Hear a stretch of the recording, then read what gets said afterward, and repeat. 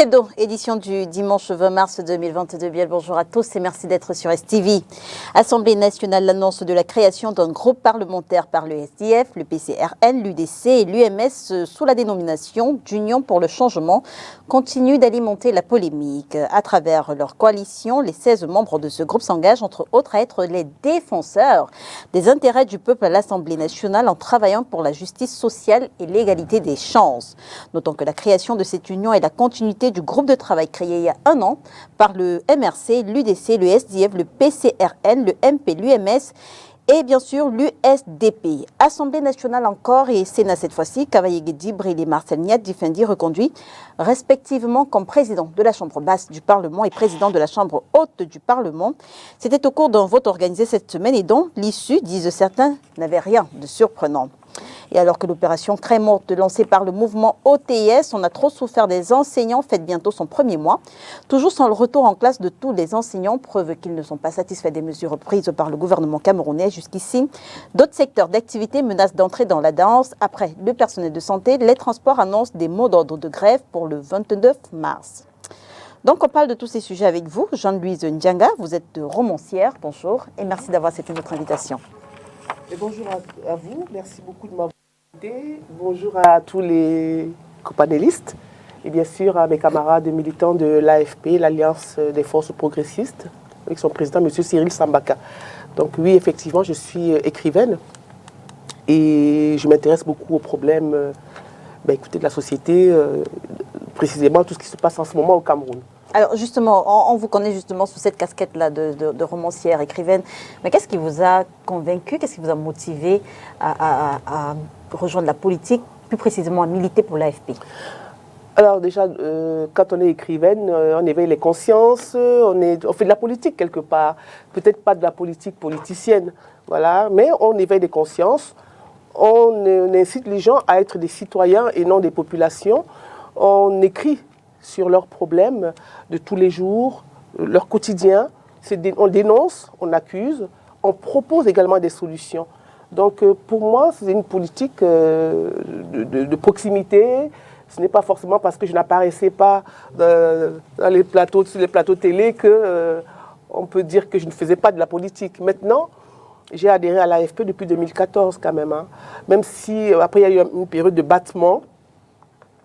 Donc, alors après, M. Cyril Sambaka a repris donc, le flambeau de l'AFP. Et vous me posez la question de savoir pourquoi j'ai adhéré à l'AFP. Précisément, il y a plusieurs raisons. Mais je crois que la principale, l'une des raisons les plus cruciales, c'est vraiment la vision culturelle. En tant que femme de culture, je trouve que la vision culturelle, avec tout ce que cela comporte, comme retour à l'ancestralité, à notre histoire, l'autopsier vraiment, qui nous sommes, d'où nous venons, pourquoi. Et puis également, le fait que l'AFP propose également des solutions de proximité en fédérant des leaders locaux. Parce que c'est ça qui est intéressant, c'est qu'on n'a pas besoin forcément d'être à Yaoundé pour faire de la bonne politique, ou dans les perchoirs, sur des perchoirs pour faire de la politique. On doit être à côté des citoyens. Vous avez parlé d'une période de flottement, c'était dû à quoi? Mais écoutez, à un moment donné, effectivement, l'AFP n'avait pas encore, ne prenait pas, faisait pas beaucoup de meetings, ne faisait pas comment dirais-je, de réunions. Ouais. Il y a plusieurs raisons qui sont dues à ça. Et puis vous savez que notre président était à l'époque avec l'autre parti dont je ne nommerai pas le nom. Il y a eu des soucis, donc il a été investi. Donc le parti est en flottement. On avait notre présidente, Mme Alice Sadio, qui n'est plus avec nous aujourd'hui. Bon, écoutez, tous les partis politiques, d'une manière ou d'une autre, peuvent avoir des moments de flottement. L'essentiel, c'est qu'on ait repris du poil de la bête et que aujourd'hui, le parti, l'Alliance des forces progressistes, propose des solutions, a des propositions concrètes pour pouvoir se placer sur l'échiquier politique du Cameroun. D'accord. Alors, On a également avec nous Parfait Voum, il est militant du SDF, le Social Democratic Front. Bonjour Parfait et merci d'être là ce dimanche. Bonjour Lila, bonjour au panel et bonjour aux téléspectateurs de STV et principalement ceux du programme 7 Hebdo. Je suis heureux d'être là, venant de Yaoundé. Comme toujours. Oui, vous savez, et ces jours-ci, quand on quitte Yaoundé, on a envie de repartir parce que quelque chose, tout peut se passer à tout moment, donc il ne faut pas laisser la capitale.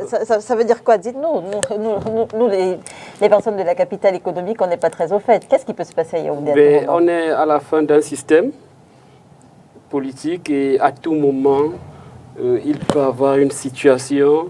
Quels sont les signes qui annoncent qu'on soit véritablement à la fin du système? On a une thématique où on a reconduit des plus grosses incompétences institutionnelles du Cameroun. On les a reconduites. Cavalier Djibril est président de l'Assemblée nationale depuis 1992. Oui, depuis 1992. Si on continue à les reconduire comme ça, c'est des signes qui ne trompent pas. Donc, qu'est-ce qui fait que ce soit un signe en 2022 et que ça ne l'était pas? Je vais prendre une date au hasard, en 1998. Non, la différence, c'est que maintenant, il est plus mauvais qu'avant. Ah, il est plus mauvais gestionnaire de l'Assemblée qu'avant. Il est fatigué, il faut le dire. Il posait des actes inimaginables. Et c'est valable aussi pour le président de l'Assemblée. Vous parlez de la mise à l'écart de Gaston Komba? Par exemple, et même du sommet de l'État qui agit de plus en plus sur haute, moyenne et petites instructions. Et là, c'est des signes qui ne trompent pas et qui nous laissent croire qu'il ne faut pas s'éloigner de la capitale politique tous ces jours-ci pour éviter un coup politique, un coup non politique de la prise du pouvoir. C'est pour cela qu'est-ce que votre présence à Yaoundé changerait à la situation? D'abord, notre présence va nous permettre d'empêcher un certain nombre de choses ou une volonté de prise de pouvoir non politique. C'est pour cela que nous devons être là en permanence.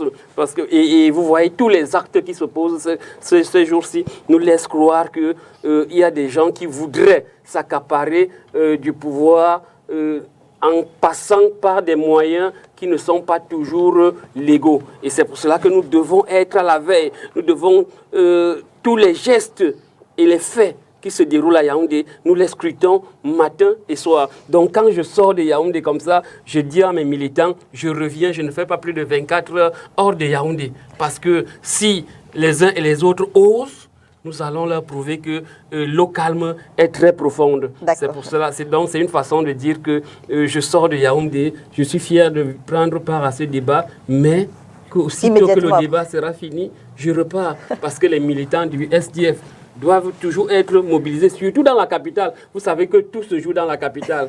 Tout se joue dans la capitale et c'est pour cela que... C'est bien avec vos militants qu'une fois vous avez défilé torse nu, si j'ai bonne mémoire. Bien sûr.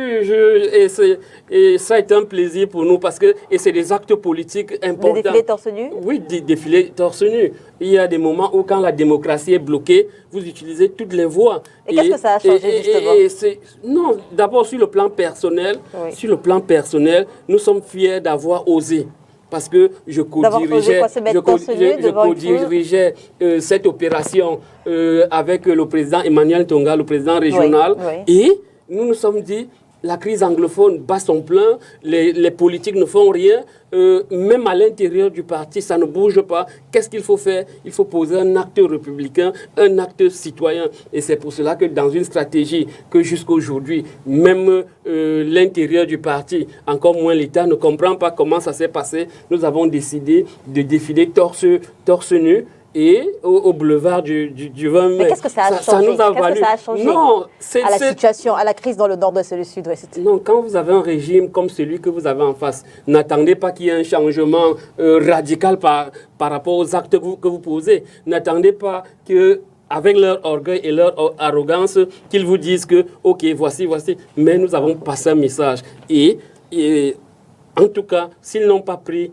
la pleine mesure de ce message, c'est de leur responsabilité. Mais nous, en tant qu'acteurs politiques, nous ne sommes pas restés les bras croisés par rapport à la crise anglophone. Que nous avons pour laquelle nous nous sommes battus dans tous les sens. Parce que le président Ni John Fundi est intervenu à un moment donné en direct de la CRTV. Nos parlementaires ont fait des marches. Il y a eu, à l'intérieur même de l'Assemblée, nous avons chanté pour dire il faut arrêter cette crise. Si ils ne l'ont pas accepté, ils sont certainement responsables des 3000 et plus. Alors, parfait, vous. Oui, on a en ce moment le mouvement des enseignants qui perdure.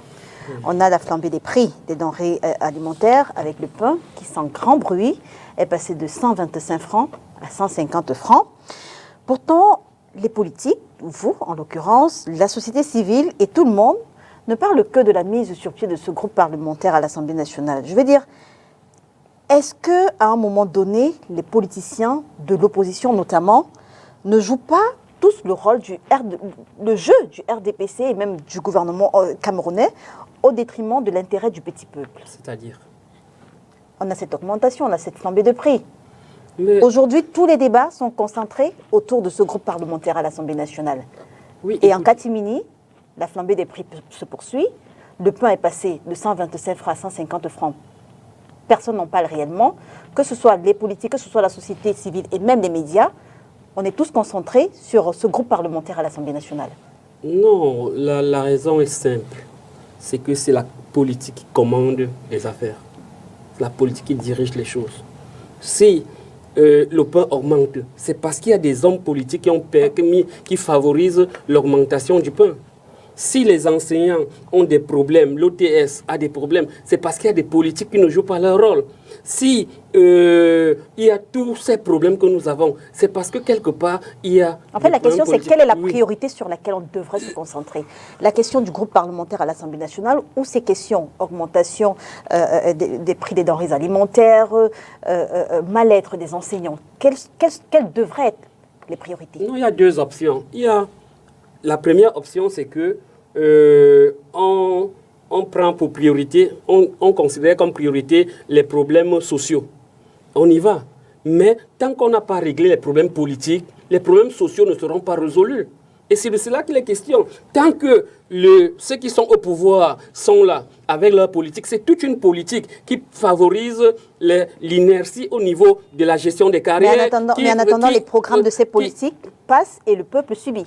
Non, pendant les campagnes, pendant un certain nombre de choses, il y a des programmes politiques qui sont faits de telle sorte que les populations comprennent. Moi, je vous dis, autant je suis du côté des enseignants, autant à un moment donné, je leur dis qu'ils permettent parfois un certain nombre de choses. C'est eux qui soutiennent parfois ces régimes impopulaires. C'est eux encore qui permettent, ils sont la plupart les présidents des bureaux de vote. Quand vous allez faire le tour des bureaux de vote pendant l'élection, ce sont les enseignants qui sont là. Et toutes les tricheries qu'il y a là, ils eux-mêmes y participent. Donc aujourd'hui, quand ça se retourne contre eux, il faudrait qu'ils comprennent qu'à chaque moment, chacun doit jouer son rôle pour que on ne continue pas à maintenir des régimes qui ne s'occupent pas de leurs problèmes. Donc c'est pour dire que, oui, les problèmes sociaux sont importants, ils sont même urgents, mais il ne faut pas, cher Léla, oublier qu'il y a des gens, il y a des personnes qui pilotent ces affaires et c'est ces personnes qui sont placées et qui ne permettent pas toujours que les choses évoluent dans le bon sens. C'est pour cela que nous, les politiques, nous avons le devoir de dire aux populations, les gens que vous continuez à maintenir là, ils sont vos bourreaux. Si vous continuez à les maintenir, ou bien si vous continuez à être inactifs au moment où il faut décider. Merci, parfait. Vous. Alors, face à vous, on va présenter d'abord Maître Fabien Kenyé, parce qu'il aura exactement la même question d'entrée que vous. Bonjour, Maître Fabien Kenyé. Vous êtes avocat, militant du mouvement pour la renaissance du Cameroun. Bonjour, et merci d'avoir accepté notre invitation ce dimanche. Tout à fait, bonjour à vous particulièrement, aux compagnonnistes, ainsi qu'à vos nombreux téléspectateurs. D'accord. Sur la même question d'entrée que parfait vous, est-ce que finalement l'opposition ne joue pas le jeu du gouvernement camerounais et même du RDPC quand face aux problèmes sociaux comme l'augmentation des prix des denrées alimentaires, je le disais, le pain est passé de 125 francs à 150 francs, quand face à ces problèmes-là, on est tous concentrés sur une question comme celle de la mise sur pied d'un groupe parlementaire de l'opposition à l'Assemblée nationale? Je dois vous avouer d'emblée qu'en ce qui me concerne, ce débat sur le groupe parlementaire de l'opposition n'aurait pas dû avoir lieu parce que la question est parfaitement réglée me semble-t-il, par l'article 20 du règlement intérieur de l'Assemblée nationale, qui dit expressément que les, on aura l'occasion de rentrer que les partis politiques peuvent se regrouper en groupe parlementaire, n'est-ce pas? Lorsque j'ai dit cela, je pense, pour ce qui nous concerne, que c'est le parti État RDPC, le véritable cancer social qui nous tue dans ces pays, qui entretient, qui a voulu élever ces débats, naturellement pour nous distraire et nous détourner des véritables problèmes sociaux qu'on devrait adresser pour pouvoir résoudre les problèmes sociaux dont la situation des enseignants ainsi que l'augmentation du pain que vous évoquez, du prix du pain. En ce qui concerne l'augmentation du prix du pain qui est passé de 125. Je voudrais dire serait passé de 125 à 150 francs. Nous ne percevons rien du tout à travers cette augmentation. Et je dois vous rappeler, pour mémoire, qu'en Algérie, il avait suffi pour qu'on augmentât le prix du pain de 5 francs pour que le régime vacille. Je dis bien en Algérie. Toute la population s'est soulevée pour cela. Nous avons été habitués. Le rôle que joue l'opposition. Bien entendu. Nous avons. Au lieu d'être focalisé sur cette augmentation du prix du pain, s'il vous plaît, on parle de groupe parlementaire. S'il vous plaît, ne faites pas un jugement de l'opposition. Vous êtes sans ignorer que nous avons face à nous une dictature de pratiquement 60 ans dont les racines vont même au-delà du sol, au niveau du sous-sol. Nous partageons entièrement. Nous ne sommes pas tout simplement politiques. Au-delà du politique, nous sommes aussi des citoyens. Donc ces préoccupations nous concernent au premier chef. Nous ne les abandonnons pas. Au quotidien, nous ne cessons de dénoncer tout ce qui se passe. Quand j'en viens aux enseignants, par exemple, le MSC est clair là-dessus. Je crois que vous êtes au courant de la sortie de son excellence le professeur Maurice Kamto, le président élu, qui a clairement dit que le MSC, le parti auquel j'appartiens, apportait son entier soutien, n'est-ce pas, à la revendication des enseignants. Nous n'avons pas, pour vous qu'on n'a pas oublié cet aspect-là. Nous ne devons pas oublier les enseignants. Parce que sans les enseignants, nous ne serions pas ici autour de cette table pour nous exprimer. Ce sont eux qui nous ont appris, n'est-ce pas, à nous exprimer, à nous insérer dans la société. Sans eux, par exemple, je ne serais pas avocat. Sans eux, docteur Simon ne serait pas là. N'est-ce pas, pour représenter le RDPC, c'est tout à l'autre honneur. Moi, je ne voudrais pas les... C'est une parenthèse, le docteur Simon était très content de savoir que vous serez là, parce qu'il paraît que vous êtes frères et sœurs. Je l'ai bien gardé. Voilà, c'était une parenthèse. Ok, c'est tant mieux. Je voudrais dire, en ce qui concerne les enseignants, même par rapport à leur revendication, on n'aurait pas dû en arriver là. Moi, je ne voudrais pas les juger. Parce que, voyez-vous, je ne voudrais pas les juger sur le plan de ce qu'ils ont laissé faire ou quoi que ce soit. Chaque employé a droit à un salaire. Voyez-vous, chaque année qui passe, nous avons des années budgétaires. Chaque année budgétaire est calquée sur l'année civile. C'est-à-dire à la fin de chaque année, on vote un budget avec des prévisions précises, n'est-ce pas, pour dire que les enseignants auront droit à telle rémunération, y compris tous les éléments.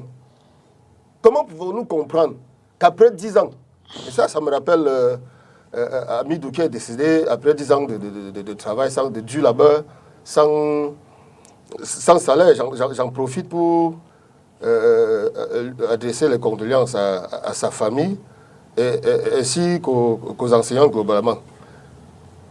Comment pouvez-vous imaginer qu'on ait voté des budgets pendant pratiquement 10 ans, n'est-ce pas, et qu'on se rende compte aujourd'hui que ces enseignants n'ont pas été payés? Où est parti ce budget-là? C'est une situation que personne n'a évoquée jusqu'à présent. Ça veut dire que l'argent est effectivement sorti des caisses de l'État. Cet argent est parti où? Cet argent va être, comme l'a dit, je crois, le professeur Sanga Yamding ou le professeur Kouvondo, serait dans les plafonds de certaines pompes du régime. Comprenez? Et le MSC vous a dit, en ce qui concerne le problème d'enseignants, il peut se résoudre facilement.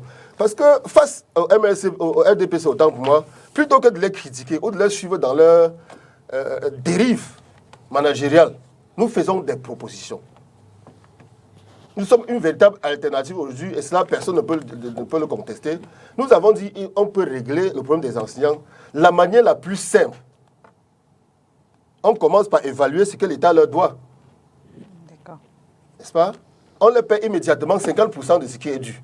Si tant est que certains pontes du régime ont pillé les caisses de l'État. Par la suite, on peut faire une titrisation de 50% et payer plus tard.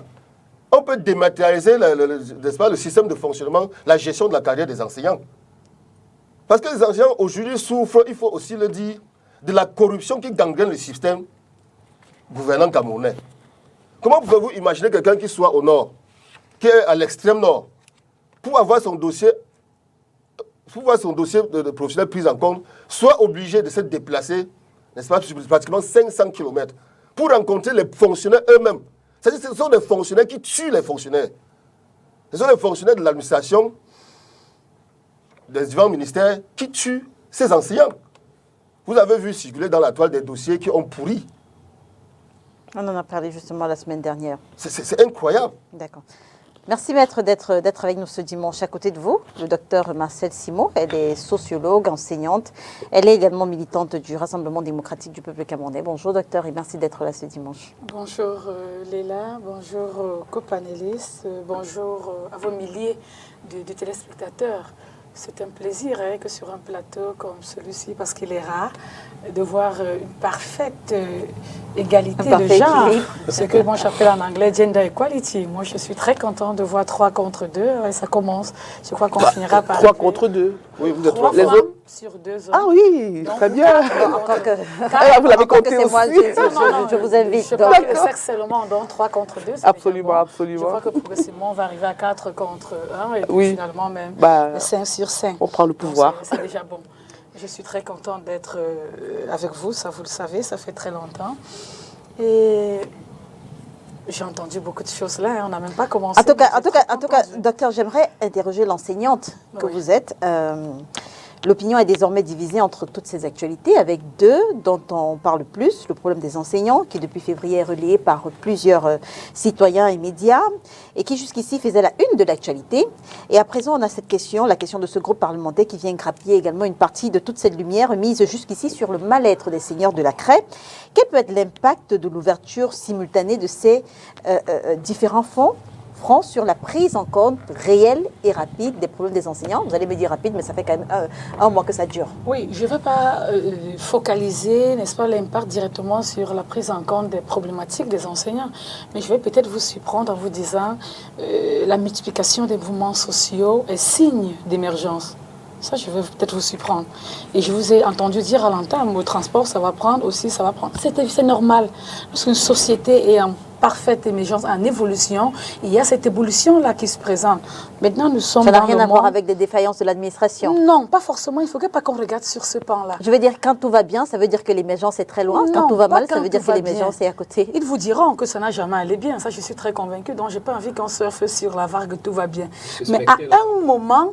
Vous observez. En fait, ce que vous dites, c'est que la multiplication des revendications sociales est signe d'émergence d'une société. Ça, je vous le démontre en sociologie. Est signe d'émergence d'une société. Dites-nous comment. On a commencé avec les enseignants. Je crois que vous aviez parlé de la santé. Oui. Simplement parce que nous sommes dans un monde où on parle de démocratie, où les libertés sont poussées et chacun a la possibilité d'exprimer ce qu'il ressent quand il veut, comme il le veut. On le dit d'ailleurs, nous sommes dans un siècle de vitesse.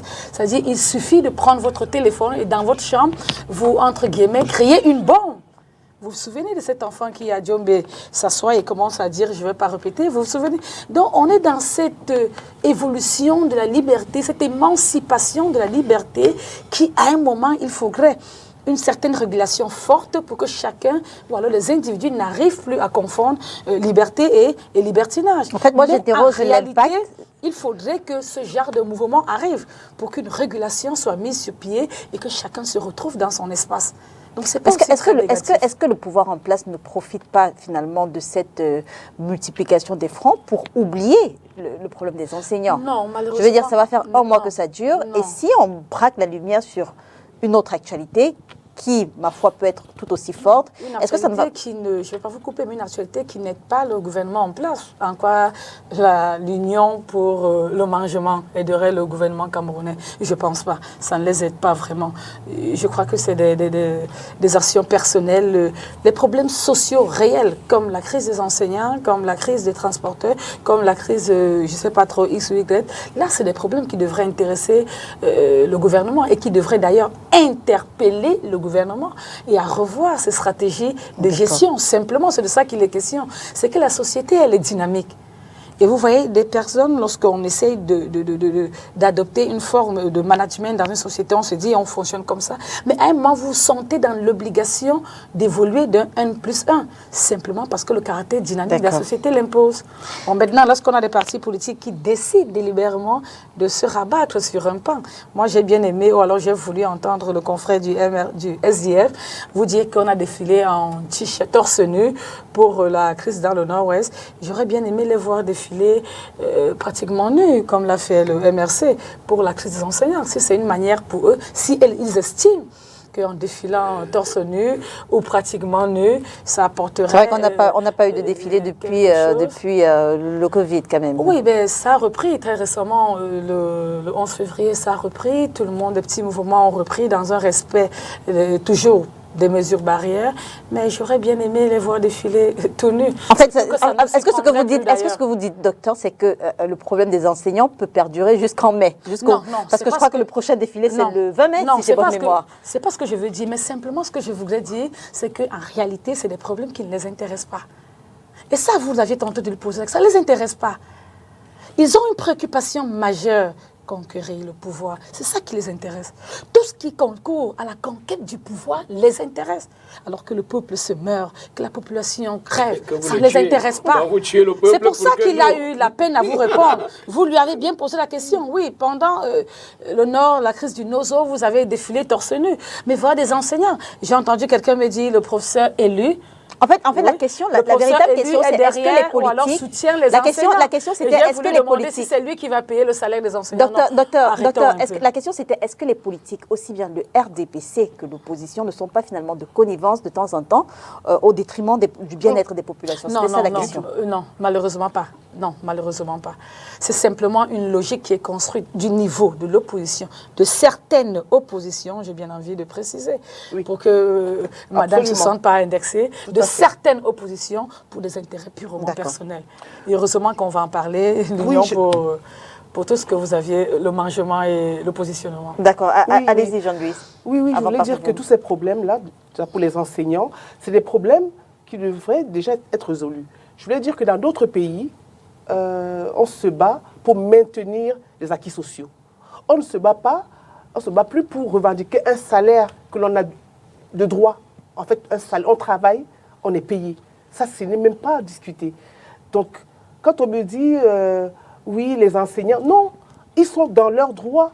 Donc, ils ne sont pas en train de revendiquer une santé beaucoup plus encadrée. Ils ne sont pas en train de revendiquer autre chose que ce dont ils ont droit, c'est-à-dire le salaire qui leur permettrait justement de vaquer à leurs occupations, à élever leurs enfants. Déjà, quand on parle de démocratie, hein, à part le problème des salaires, on parle de tout un ensemble d'éléments, de paradigmes. Il y a la santé, il y a la justice, il y a les contre-pouvoirs, il y a l'alternance. Tous ces préceptes doivent apparaître dans la démocratie. Aujourd'hui, on parle des enseignants, on parle du prix du pain. Parce qu'il n'y a pas que les enseignants. On va bientôt, les écrivains aussi vont s'y mettre. Parce que nous sommes dans un organisme qu'on appelle la Sociladra. Vous savez, on cotise. Moi, je cotise depuis 2007. Hein. Je n'ai pas touché un copec à ce jour.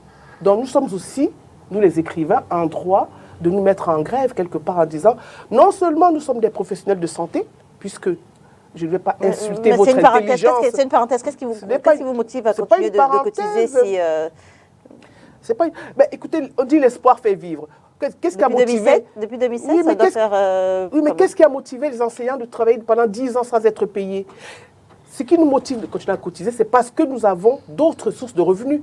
Et c'est ce que les enseignants font, justement. C'est qu'au lieu d'aller enseigner dans les écoles publiques, parce qu'ils ne sont pas payés, ils sont forcément, à cause de leur situation, ils sont beaucoup plus prompts à aller enseigner dans le privé ou à domicile pour arrondir les fins de mois puisqu'ils n'ont pas de salaire. Donc je suis sûre que beaucoup d'écrivains ne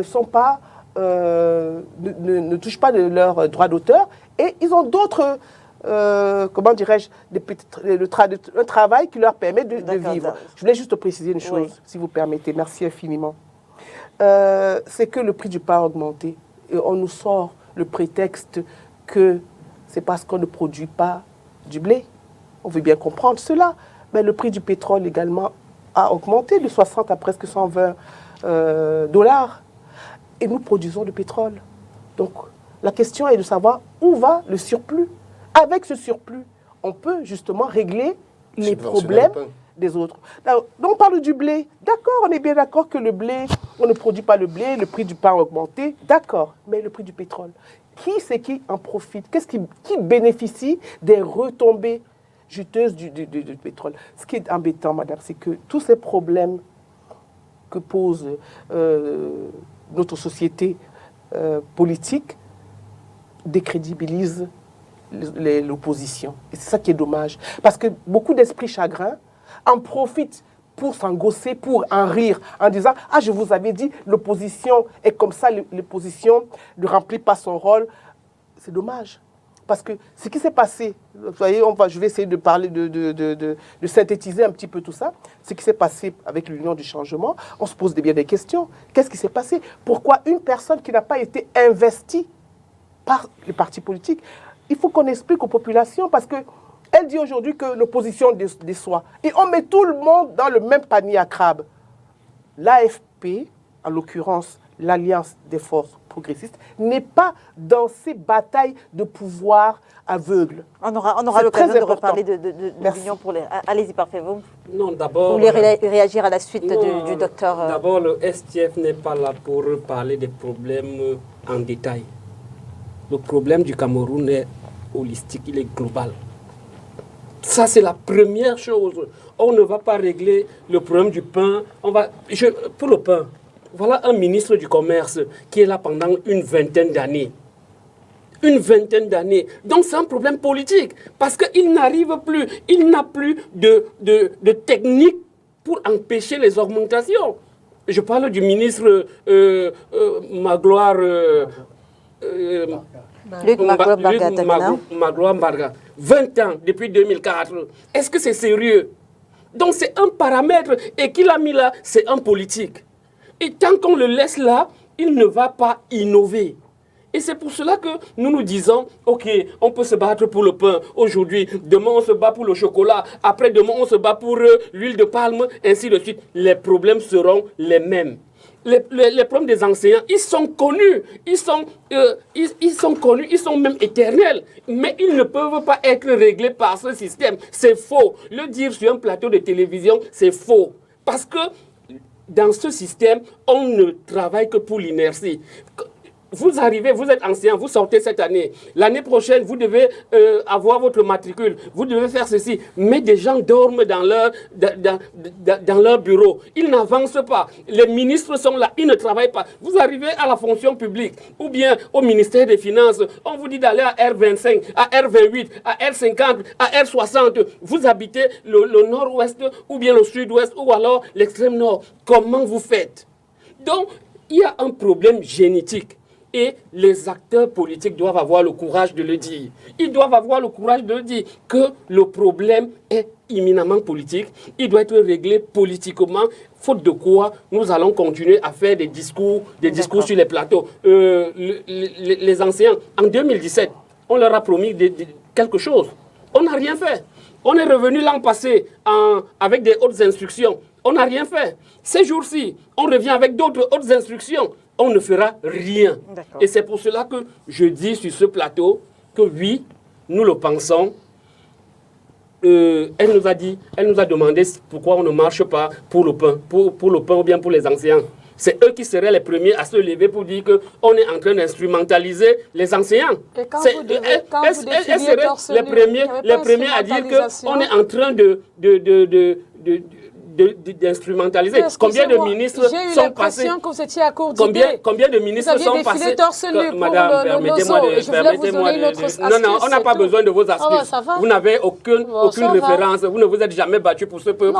Donc ne nous donnez aucune leçon, madame. Ne nous donnez aucune, mais alors aucune. Parce que vous êtes, madame, les fossoyeurs de ces gens et vous ne devez pas nous dire ce qu'on doit faire. Le SDF est suffisamment grand, suffisamment mûr et suffisamment expérimenté pour savoir quelle est la priorité pour le peuple camerounais. Et aujourd'hui, madame Léla, la priorité, c'est comment est-ce qu'on fait bouger les lignes au sommet de l'État. Tant qu'on ne l'a pas fait, on ne peut pas arriver parce que c'est là-bas qu'il y a toutes les clés. D'accord. En une minute, parce qu'on va sortir des sujets. Oui, 2 minutes. Maître avant, parce que Maître n'a pas eu l'opportunité. Je crois que je vais revenir sur le problème des anciens qui me tient particulièrement à cœur fort de ce que Dr Simon a dit. Oui. Parce que voyez-vous, lorsque j'entends que la grogne sociale qui saute, n'est-ce pas, qui est vivante et qui est en train d'atteindre tous les secteurs sociaux, peut être analysée comme une émergence de la liberté et tout ça. Que je suis vraiment sidéré. Elle a dit qu'elle était sociologue, moi je suis un criminologue. Voyez-vous. Moi je voudrais dire l'exacerbation de tous ces mots-là, ou les revendications des enseignants procèdent d'un crime impardonnable. Voyez-vous. J'aurais été à la place des enseignants, je serais aujourd'hui ou membre de l'OTS. On a trop souffert. Je serais aujourd'hui en train de demander une augmentation salariale. C'est ce qu'ils n'ont même pas fait. N'est-ce pas? Et le gouvernement devrait s'en réjouir de ce qu'il n'en soit pas arrivé à ce niveau-là. Parce que voyez-vous, au niveau de... En Côte d'Ivoire, par exemple, les enseignants ont pratiquement le triple des salaires qui sont payés par les enseignants dans notre pays. Comment pouvez-vous imaginer cela? Alors que nous avons plus de moyens matériels, nous avons tout. Nous avons comment dire, des bords de mer, nous avons le bois, nous avons le pétrole, nous avons tout. En réalité, il faut voir en cela une gouvernance ou un système qui est en train de se déliter. Un système qui est en déliquescence totale. Comme l'a dit mon confrère Parfait-Vous, il a raison de dire qu'il devrait être à Yaoundé pour attendre la fin de l'agonie. Parce que c'est un régime qui est effectivement arrivé. Les Camerounais l'ont suffisamment toléré, ont suffisamment trop souffert, en sorte qu'aujourd'hui, comme il le dit, nous sommes en train d'assister à l'agonie. Si on n'y prend pas garde, avec les vous-là, du RDPC qu'on envoie ici, sincèrement, on risque de créer la guerre dans ce pays. Allez-y, on va parler de ce groupe parlementaire. Il faudrait qu'un dimanche comme ça, c'est un peu comme un repas dominical, on doit être beaucoup plus sérieux. Et puis je suis souvent très gênée de voir un homme politique sur un plateau se défiler de ses objectifs et commencer à dire et le ministre du Commerce là depuis 20 ans, il ne fait rien, il ne monte pas, il descend pas. Mais c'est des faits, madame. C'est des faits, madame. C'est des faits.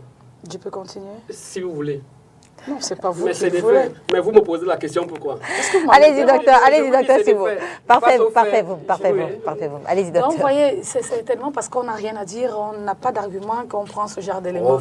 Parce que derrière l'action du ministre du Commerce, il y a beaucoup d'autres organisations qui accompagnent l'action gouvernementale dans le contrôle des prix. Et je crois que le politique également devrait le faire s'il est vraiment là pour la cause du peuple. Donc, je suis souvent très gênée de voir les politiques, lorsque c'est des problèmes sociaux, non politiques, concret, il le balance aux différents ministères et puis vous allez les voir dans les marches. Je veux dire, docteur, les politiques... On a les associations des droits des consommateurs, par exemple, qui n'est pas...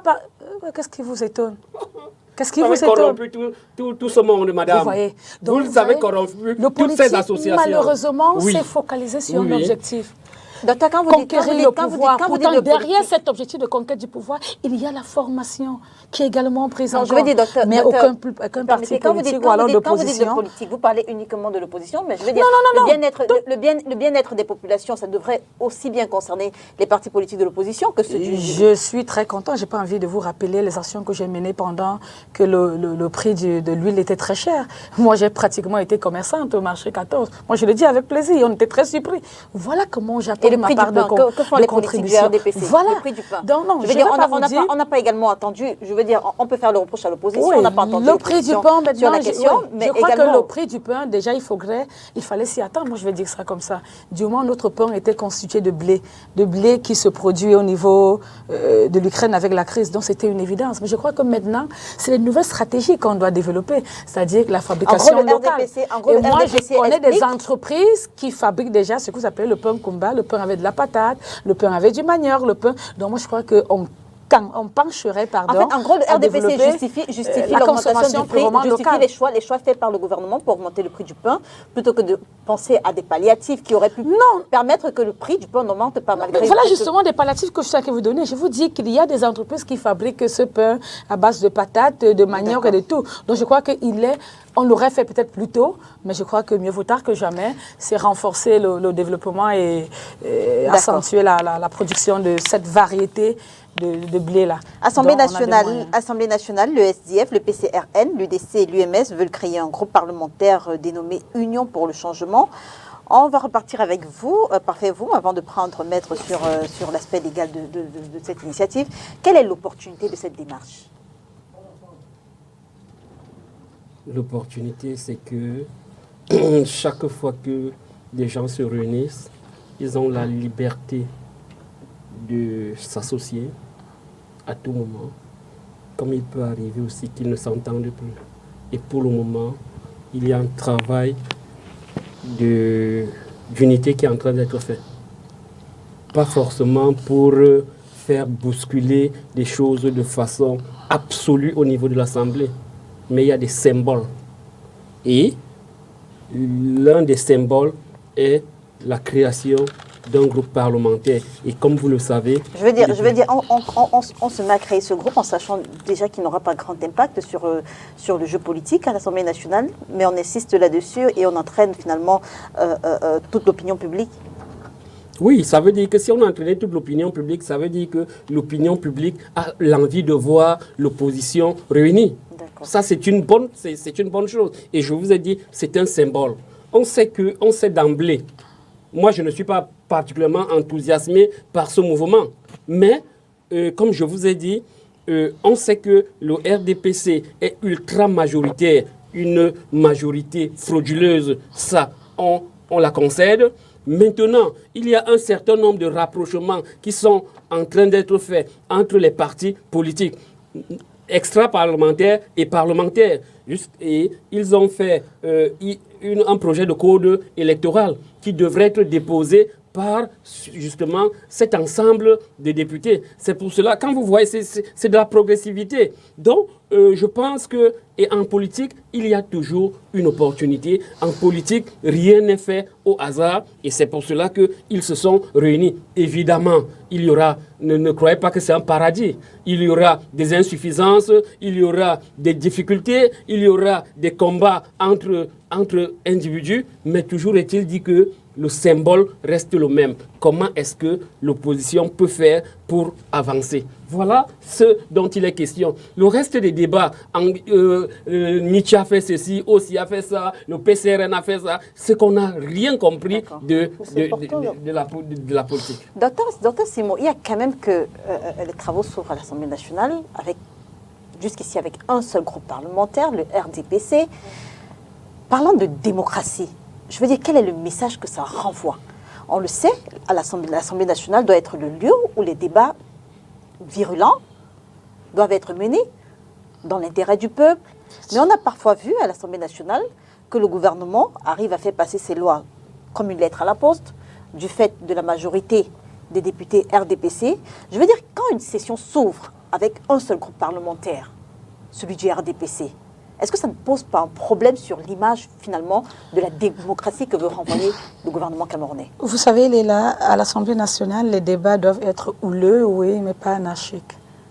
Parce que c'est un espace très important. C'est un espace qui détermine même la vie d'un pays, moi je veux dire ça comme ça. Donc, lorsque vous parlez d'union parlementaire, c'est... Heureusement que Maître, à l'entente de ses propos, l'a souligné sur le plan, a montré que c'est inscrit dans le règlement intérieur de l'Assemblée nationale. Mais le problème ne se situe pas au niveau de l'union. Parce que lorsqu'on parle d'union, en fait, l'union, c'est quoi? C'est des partis politiques qui s'associent parce qu'ils ont sensiblement la même vision. En fait, je ne vous interroge pas encore sur... Je ne vous interroge pas encore. Je vais y arriver. Docteur, pour l'instant, oui, j'interroge l'ouverture des travaux à l'Assemblée nationale. Oui. Jusqu'ici, avec un seul groupe parlementaire, celui du RDPC. J'interroge l'image, le symbole que ça renvoie pour un pays comme le Cameroun qui se dit démocratique. Non, je ne voudrais pas que vous imputez l'incapacité de certains à s'unir au RDPC en même temps. Ça fait problème. J'ai comme impression qu'une fois le RDPC uni, il faudrait qu'il aille unir les autres. Non, c'est une liberté qui est donnée aux uns et aux autres en fonction de certains objectifs. Que la mise en place la de preuve, vous aviez posé autant. La question, c'est l'objectif à quelqu'un, il a été capable de vous donner. Parce qu'effectivement, c'est ça le problème, c'est l'objectif. On s'unit pourquoi? Aujourd'hui, tout le monde tourne autour de ce nouveau, en fait, de ce concept comme s'il était nouveau. Non, l'ELAI n'est pas nouveau. Depuis 92, il a toujours existé. Le SDF en fait quelque chose avec l'Union pour le changement. Et je crois qu'en 92, ce concept avait tout son sens. Parce qu'aujourd'hui, en 2022, on a clairement l'impression qu'on est dans l'Union, comme l'a dit le président Djamène, pour le mangement, ou du moins, comme je le dis très souvent, pour le positionnement. D'ailleurs, heureusement que dans la bouche d'un militant du SDF, il a été clairement démontré que malheureusement, nous avons des parlementaires alimentaires. Et ça devient très dangereux quand c'est l'un des leurs qui démontre à suffisance que non, en principe, nous n'avons que des parlementaires alimentaires. Parlant de l'opposition, là, c'est pas le RDPC qui... C'est le RDPC qui l'a dit. Je l'ai dit à quel moment? Non, c'est pas vous qui l'aviez dit. My God.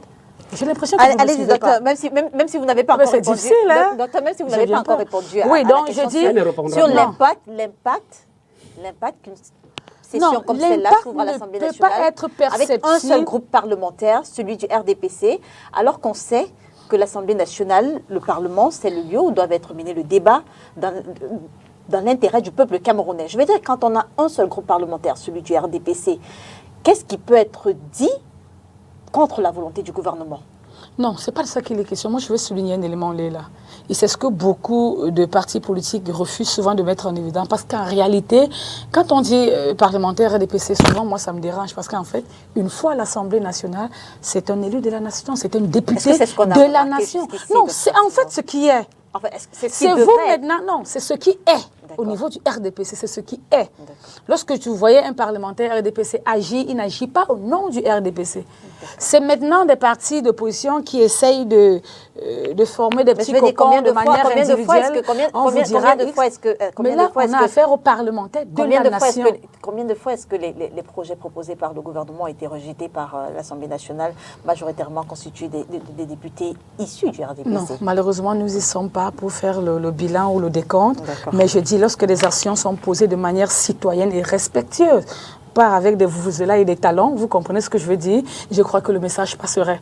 Donc, si on fait des actions avec citoyenneté et responsabilité, je suis convaincue qu'on aboutira à un résultat acceptable. D'accord. Maître Fabien Kenya, avec vous, j'aimerais interroger justement la légalité et la conformité de ce groupe face au règlement intérieur de l'Assemblée nationale. Parce qu'on parle beaucoup de l'article 20, je crois, alinéa 1, que chacun interprète de sa façon, selon qu'on soit du RDPC ou même de l'opposition. Et là, je vous l'ai dit tout à l'heure, la loi de 2006 et de 2014, oui, portant sur le règlement intérieur de l'Assemblée nationale, son article 20 est clair. N'est-ce pas? Cet article dit expressément que les partis politiques peuvent se réunir en groupe, peuvent constituer des groupes. C'est ce que la loi dit exactement.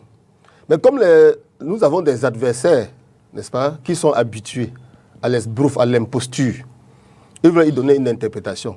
Si le législateur avait voulu penser autrement, il aurait écrit que chaque groupe, que chaque parti politique, n'est-ce pas, peut se constituer en groupe parlementaire pour autant qu'il ait le nombre suffisant. Donc ce débat-là devrait être clos à ce niveau-là. C'est aussi clair. J'ai pris la peine de venir ici avec le texte. Oui. L'article 20 le dit expressément. Si vous voulez, je peux en donner lecture pour la gouverne de vos téléspectateurs. L'article 20 du règlement intérieur de l'Assemblée nationale dit ceci. Les députés peuvent s'organiser en groupe par parti politique. Aucun groupe ne peut comprendre moins de 15 membres, non compris les députés apparentés. Précisez que qu'est-ce que ça dit? Que les partis politiques peuvent se réunir en groupe. Si on avait voulu réduire cela à un seul parti politique, on aurait dit chaque parti politique. Encore que ce sont les membres du RDPC qui ont élevé le débat. Ils ont élevé le débat au moment où le règlement intérieur,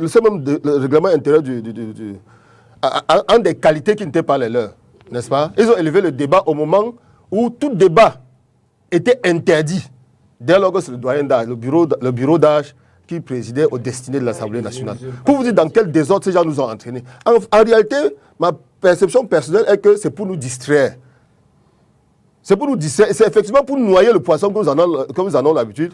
C'est pour noyer la grogne sociale que la RDPC a cru devoir élever ce débat. Lorsque j'ai eu donné lecture de cet article 20 là, il reste quoi? Rien du tout. C'est aussi simple. Ce que la loi a voulu dire, elle l'a dit. Ce qu'elle n'a pas voulu dire, elle ne l'a pas dit. C'est comme ça que ça se dit en droit. Mais la question, c'est pourquoi ce n'est que maintenant? Je veux dire que ce test-là, il date de 2014. 2014, ok, 2014, pardon.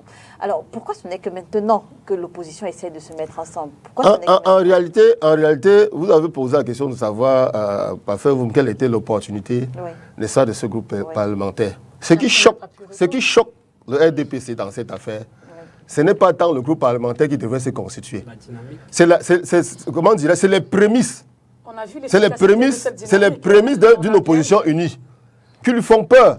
La première peur, c'était manifester lorsque un certain nombre de partis d'opposition ou d'opposition s'étaient regroupés pour faire un projet d'un code électoral consensuel.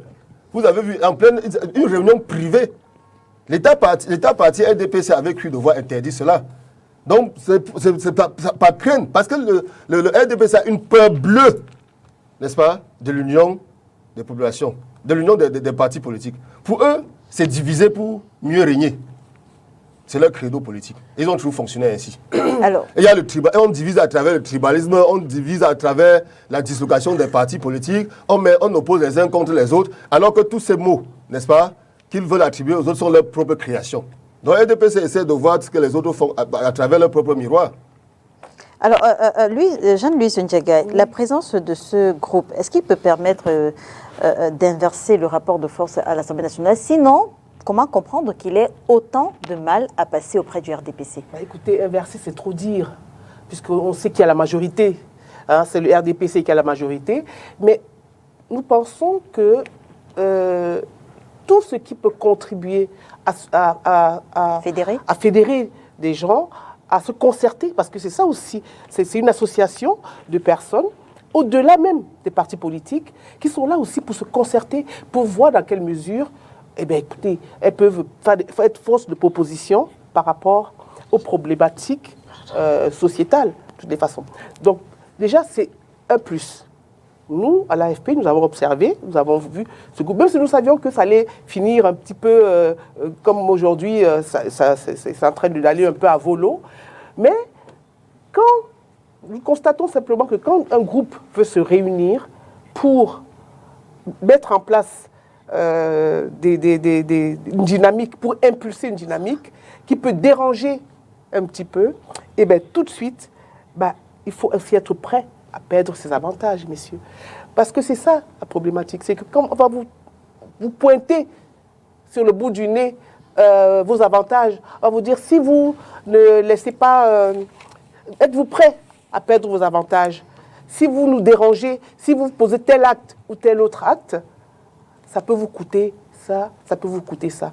Et c'est la raison pour laquelle faire de la politique, c'est quelque chose qui doit être loin de l'individualisme, de l'égocentrisme et même, j'allais dire, de l'égographisme aussi. Oui. Parce qu'effectivement, je ne comprends pas pourquoi est-ce que c'est dérangeant pour le parti au pouvoir que les autres partis aillent à la conquête du pouvoir. Mais c'est une des prérogatives de la démocratie.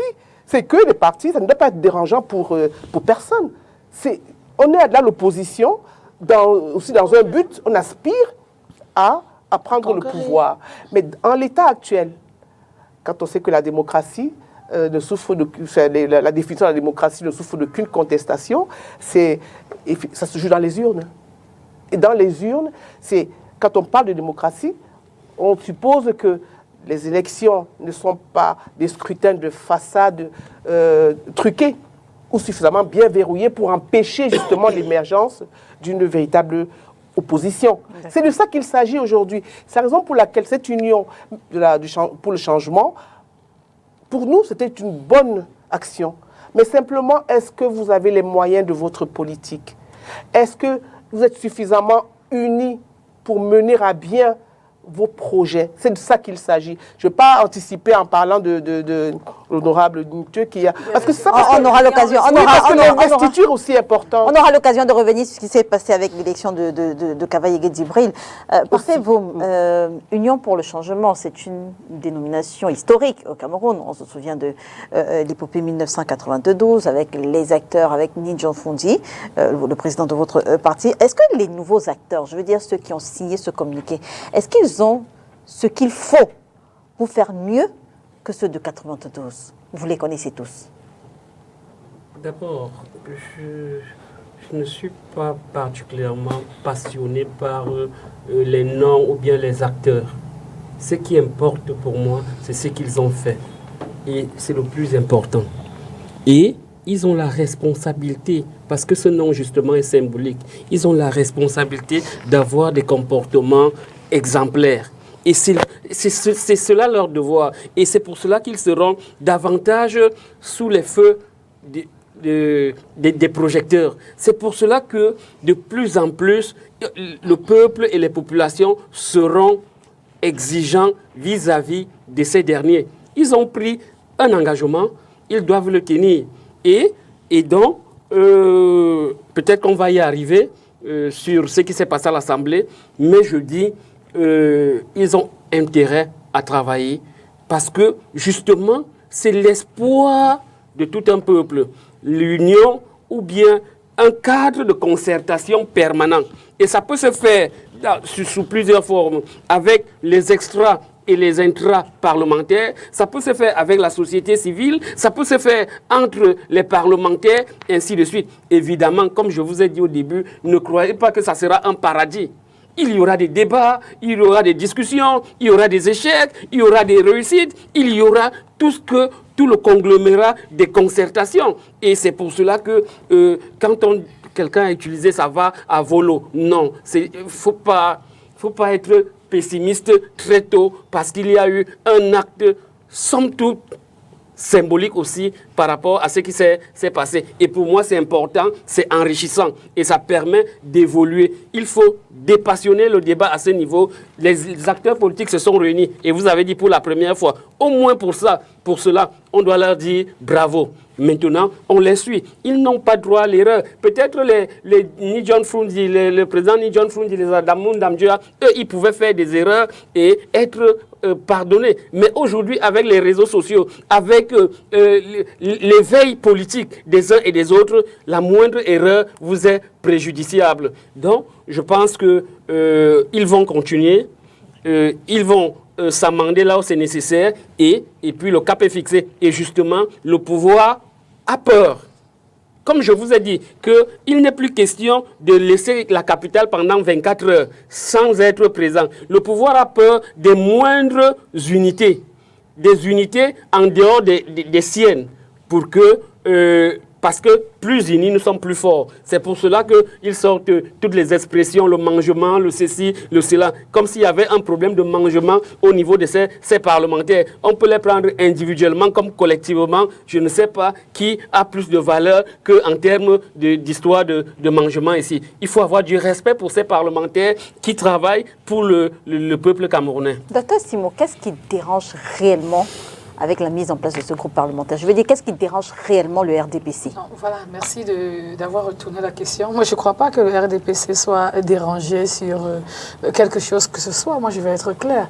Mais je redis encore parce que c'est un espace extrêmement sérieux où des actions importantes doivent être menées pour le bien de toute une nation. On voudrait asseoir un minimum de règles, c'est important. Et réguler lesquelles, par naturellement exemple les comportements des uns et des autres. Vous n'allez pas me dire que vous n'aviez pas vécu des écarts de comportement observés au niveau de l'Assemblée nationale. Je suis très heureux de voir quelqu'un s'inscrire avec énergie pour démontrer qu'ils ont des parlementaires très importants. Mais je continue à lui rappeler que pas plus tard que hier, un de ses militants a démontré que tous étaient des parlementaires alimentaires. Mais je veux dire, qu'ils me comprennent très bien. Docteur, vous n'avez pas encore répondu. Je veux revenir là-dessus. La question, je ne veux pas t'aider à jouer ton rôle. Arrêtez le Madame, commérage sur les monsieur, plateaux. madame, RDPC. en fait, la question que je pose, vous n'avez pas encore Qu'est-ce répondu. Vous faites finalement comme parfait. Parce que la première question, vous n'avez pas répondu. La Non, non, deuxième je vous également, en je veux prie, dire, qu'est-ce qui dérange concrètement avec la mise en place de ce groupe parlementaire? Non, j'ai comme l'impression que là, vous voulez que je réponde. Je dis ce que vous voulez que je dise. Non, je vous ai dit, au RDPC, ça ne dérange en rien. Mais simplement, le souci est de réguler les comportements. On parle des parlementaires, on parle des élus de la nation, on parle du miroir de la société. C'est la raison pour laquelle on doit conserver un seul groupe parlementaire, celui du RDPC. Non, non, non, non. Je vous ai dit, une fois qu'on est parlementaire, on est élu de la nation. En fait, on n'est plus élu du PCRN, on n'est plus des parlementaires de l'AFP, on n'est plus parlementaire du SDF, on n'est plus parlementaire du RDPC, mais on est parlementaire de la nation. Ça veut dire qu'à un moment, une fois là-bas, on veut des personnes qui se tiennent la main pour résoudre les problématiques sociétales. Est-ce que ce n'est pas, ce qui est justement en train d'être mis en place avec... Qu'est-ce que le groupe parlementaire Union pour... Qu'est-ce que vous reprochez justement à ce groupe-là? Là, maintenant, c'était une analyse personnelle. Lorsque vous parlez de reprocher, j'ai dit, heureusement, le premier exemple est perceptible. Et j'ai voulu vous décrire la notion de groupe. Lorsqu'on parle de groupe, lorsqu'on est groupe, lorsqu'on adhère, on a les mêmes idéologies. D'ailleurs, il y a une expression qui dit en français... Mais ce n'est pas à vous de juger. Est-ce que c'est au RDPC de juger des idéologies? Non, mais j'ai fait une analyse simple. Soyez modeste, madame. J'ai fait une analyse simpliste. Et je dis en français, heureusement qu'on a une écrivaine sur le plateau qui s'assemble, se ressemble. Ça veut dire quoi? Ça veut dire des personnes différentes, difficilement peuvent s'assembler. Mais ça, c'est le problème. Il faut être trop intelligent pour le comprendre. Docteur, mais ça, c'est le problème. Et maintenant, il faudrait que le but soit clairement établi. Non, j'arrive. Parce que le problème avec l'opposition au Cameroun, je ne suis pas de l'opposition malheureusement pour l'instant. Le véritable problème, c'est l'objectif. Ce n'est pas un problème. Bientôt. Je dis bien c'est l'objectif. Lorsque l'objectif n'est pas clairement défini, on va arriver à ce qu'on je veux dire, l'objectif est contenu dans le communiqué qu'ils ont signé, défendre les intérêts du peuple camerounais. Vous aviez posé la question sur le prix du pain, qui a bougé le petit doigt. Non, le véritable problème, c'est comme elle a dit, c'est qu'il n'est pas mauvais, c'est conquérir le pouvoir. Et c'est ça qui dérange. Non, ce n'est pas ça qui dérange. Qu'est-ce qui dérange? Mais conquérir le pouvoir, avec quels moyens, avec quelle méthode? Parce que je ne veux pas même focaliser même sur le moyen, mais sur la méthode. Voilà un élément. Moi, je veux dire quelque chose, par exemple, qui va le surprendre. Lorsque l'honorable Nietzsche allait à cette élection, il était convaincu qu'il n'allait pas pour gagner. Il le savait. Non, non, il le savait. Bien sûr. Mais je dis à un moment de deux choses. Oh là là, soyez un peu posé à un moment. Je vous en prie. Je n'ai aucune leçon à recevoir. Vous avez trop envie de rentrer à Yaoundé, mais permettez que je m'exprime. Je n'ai aucune leçon à recevoir. Non, non, c'est que vous m'étouffez là. Vous voulez m'étouffer. Ce que vous ne pouvez pas faire. Ce que vous ne pouvez faire, rassurez-vous. Ce que vous ne pouvez faire. Même dans allez-y, docteur Sibo. Parfait, vous. Je vous rappelle à l'ordre. Je vous rappelle à l'ordre, parfait, vous. Allez-y, docteur. Formez-vous encore. Allez-y, docteur. Je dis, quand l'honorable Nietzsche allait à cette élection, il était convaincu qu'il ne va pas gagner. Mais il allait pour attirer, pour donner une leçon. Et je crois que le peuple, quand il le parle tant, a compris. Je veux dire, avec 16 députés, Justement, ils n'allaient pas pour perdre. Mais c'était l'occasion pour cette opposition de marquer leur union. Même s'ils savaient que ça n'allait pas porter. C'est faux, madame. Fruits. Ce n'était pas ça. Je vous en prie, voilà un objectif. C'est faux. Sinon, de deux choses. Vous ne fixez pas les objectifs. Soit l'honorable Nietzsche est un crêpe, c'est qu'il veut nous faire démontrer. Soit il est naïf. Bon, qu'est-ce qu'il est des deux alors? Il n'est pas un crêpe. Parce qu'après ça, vous avez vu le discours, la sortie de l'honorable Oshi. Vous avez vu la sortie de Cabral Libi. Vous avez vu la sortie de ci et de ça. Donc à la fin, on s'est dit, soit l'honorable Oshi est crêpe, aussi, soit s'il vous plaît. L'honorable Nietzsche est grec, soit il est naïf. En fait, on va passer la parole. En fait, je sors de votre prise de parole sans savoir exactement ce qui dérange avec la mise en place de ce groupe parlementaire. Non, je crois que vous n'avez pas voulu décrypter la réponse parce qu'elle a été clairement identifiée. Maître Fabien Kenya, en attendant, l'Assemblée nationale a quand même, Dr Sibo le disait, a quand même voté son président vendredi. Je veux dire, on avait 161 votants, on a eu 12 bulletins nuls, 148 voix pour Cavaillé Djibril et une voix pour Jean-Michel Nietzsche, entendez sa propre voix. En d'autres termes, 3 des 16 membres de l'Union pour le changement ont voté pour celui qui est le président de cette institution depuis 1992. Quel est le message que ça renvoie quand on parle de changement? Croire en eux. Non, il me semble bien que vous avez dit 148 sur 180 députés, me semble-t-il. Si on compte les morts, 161 ça ne veut pas dire que certains partis d'opposition ont voté pour Kava Guédi Bril. Je reprécise, maître. Je reprécise. Oui. On avait 161 votants. On avait 161 votants. Okay. Voilà. On a eu 12 bulletins nuls. On a eu 148 voix pour Kava Guédi Bril. On a eu une seule voix pour Jean-Michel Nithieu. Si vous faites le décompte, ça veut dire que dans les 16 membres de l'Union pour le Cameroun, de l'Union pour le changement, 3 au moins ont voté pour Kava Guédi Bril, qui est le président de l'Assemblée nationale depuis 1992. Tout à fait. Et la question était celle de savoir... Quel est le message que ça renvoie quand on parle de changement? Je vais vous dire quelque chose. Je ne sais pas en quoi consiste même cette Assemblée générale-là. Nationale. Dans cette Assemblée nationale, autant pour moi. Je suis convaincu d'une chose. Ne pensez pas que je suis en train d'éluder la question. Enfin, si les élections étaient, comment dirais-je, consensuelles et transparentes, le RDPC, à quelque niveau que ce soit, je puis vous l'assurer, n'aurait même pas 20% dans une élection. N'aurait pas 20%. Ça, c'est un fait. On a beau marteler que l'opposition devrait s'unir ou n'est pas s'unir. N'est-ce pas? Je crois même là, c'est une technique que le parti au pouvoir utilise toujours pour montrer au peuple que sa solution viendrait d'une certaine union de l'opposition, alors que c'est un gouvernement qui est complètement vomi. L'histoire enseigne, l'histoire de l'humanité enseigne qu'en toute société, il y a toujours des traîtres, quoi qu'on fasse.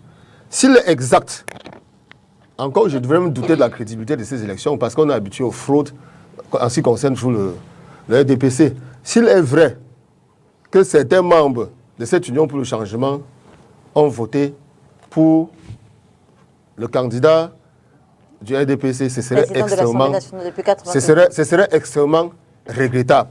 Mais cela ne voudrait pas dire, en quelque sorte, n'est-ce pas, que le RDPC qui préside au destiné de cette assemblée, le président du RDPC qui préside au destiné de cette assemblée nationale est légitime. D'abord que lui-même élément des élections truquées. Ça n'a aucun impact en ce qui me concerne.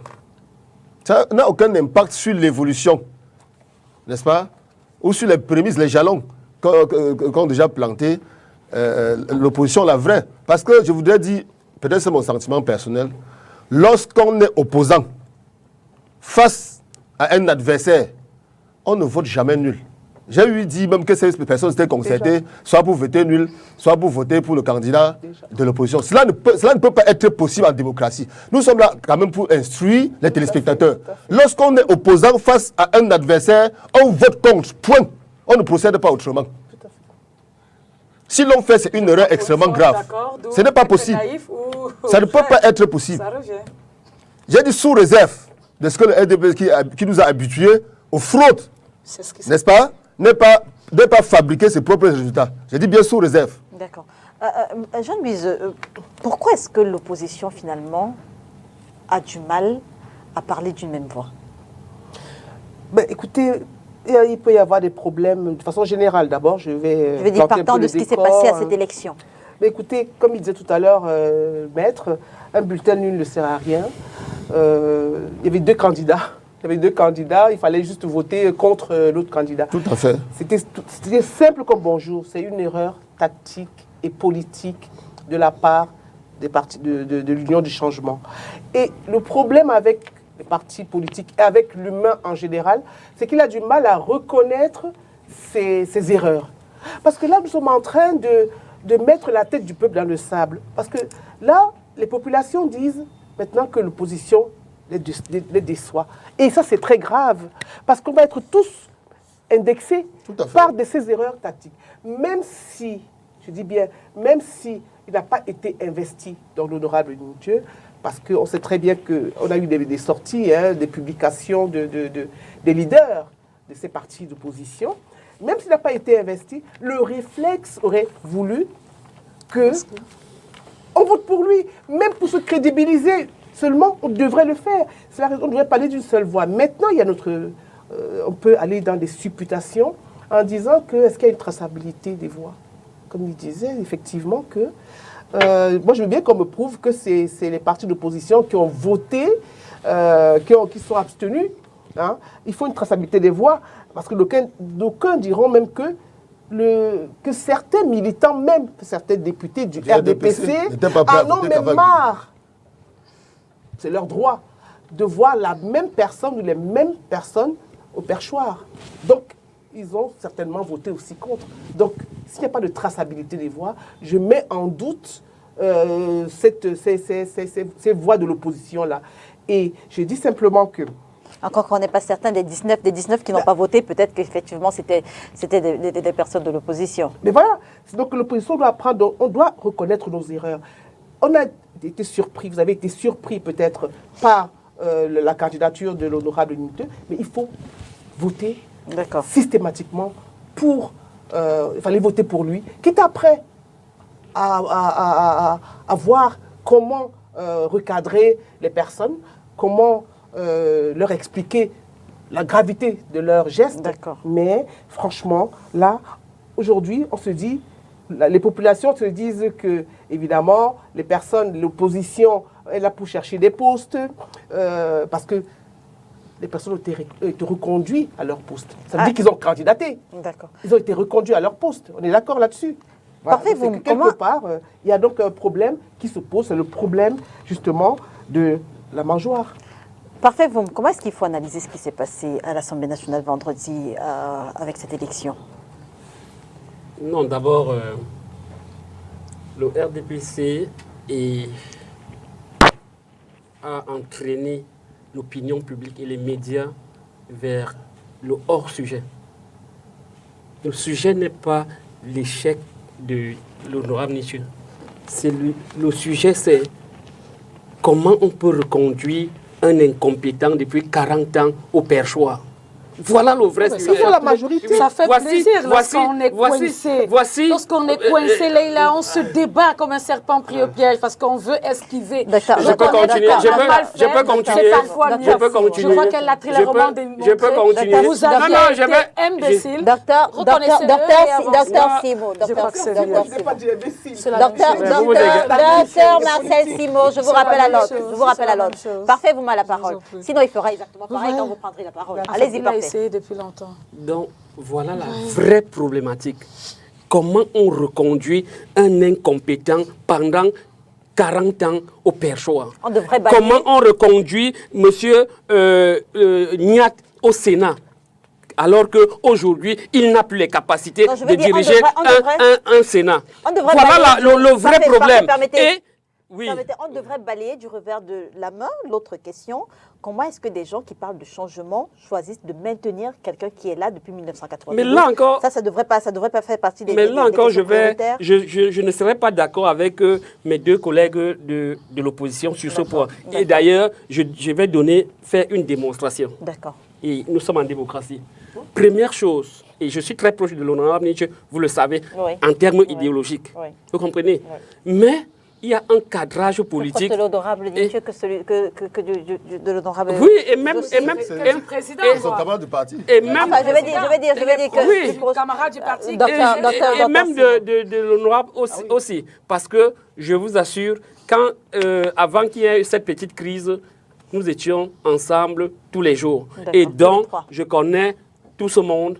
Et pour cela, je veux dire, qu'est-ce que je voulais dire? La démonstration. Première chose, le parti politique STF n'a jamais investi l'honorable aussi. Ça, c'est un point.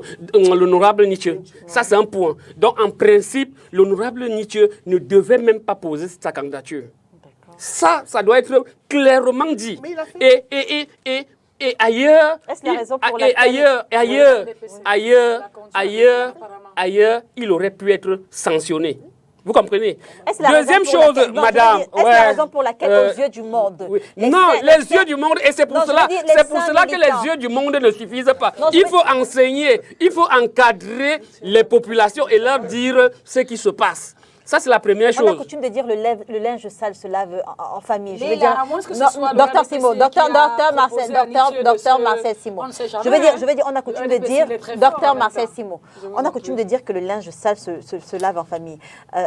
L'honorable Jean-Michel Niteux n'a pas été investi pour être candidat à l'élection du président de l'Assemblée nationale, mais toujours est-il qu'il s'est présenté. Et on a quand même, avec lui-même, on a quand même 5 députés qui sont issus du STF.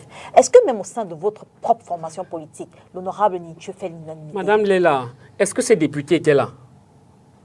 Ces députés n'étaient pas là en dehors d'un seul. Oshi était là. Aussi, pas Oshi. Oui, il Aussi. était là. Seul était là. Donc, parce que quand les gens s'expliquent, quand les gens s'expliquent dans l'informel, quand les gens parlent dans l'informel, je viens ici pour leur donner la vérité. On se sera attendu à devant. Moi, Voilà. si l'honorable. Dieu.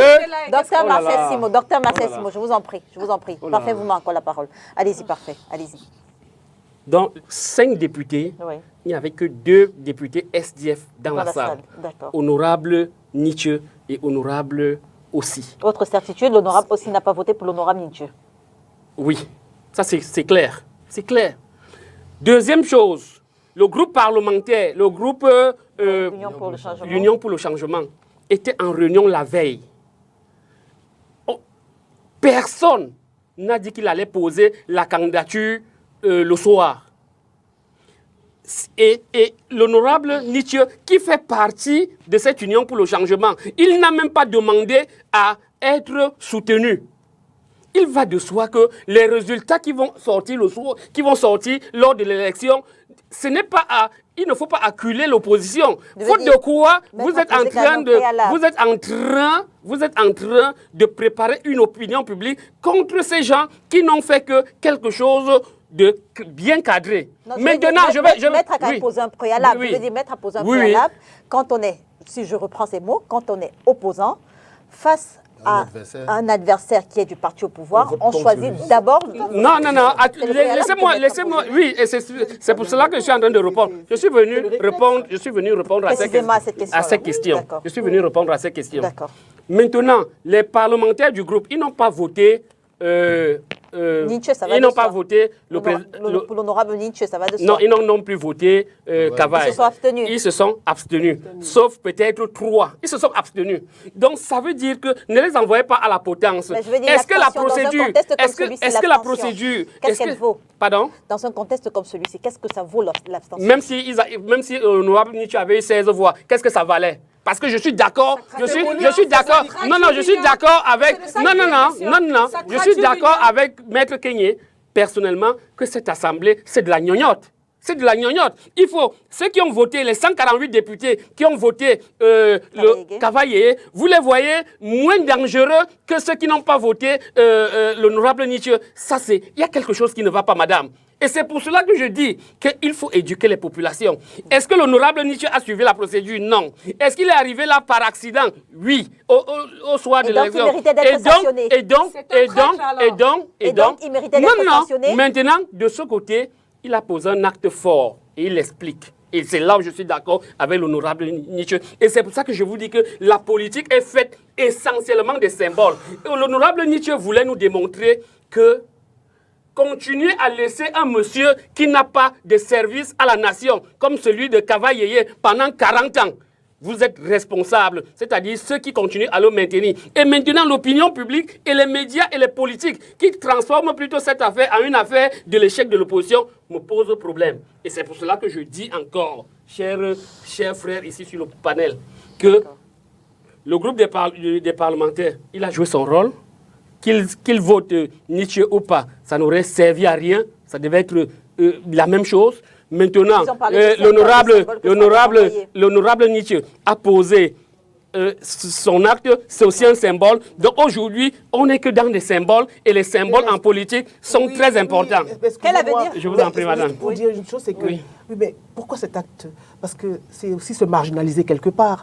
On va dans un endroit, on veut être unis, soudés, on va se marginaliser. Est-ce que c'est une ambition personnelle? On se pose aussi des questions. Et c'est surtout par rapport aux populations, aux citoyens, pas par rapport à nous. Madame. Parce que les populations, elles peuvent interpréter d'une autre manière. Donc c'est important, pour ne pas décrédibiliser l'opposition, d'expliquer pourquoi est-ce que l'honorable Nietzsche est allé se présenter alors qu'il n'a pas été investi? Parce que l'investiture, c'est le fondement même de la discipline d'un parti.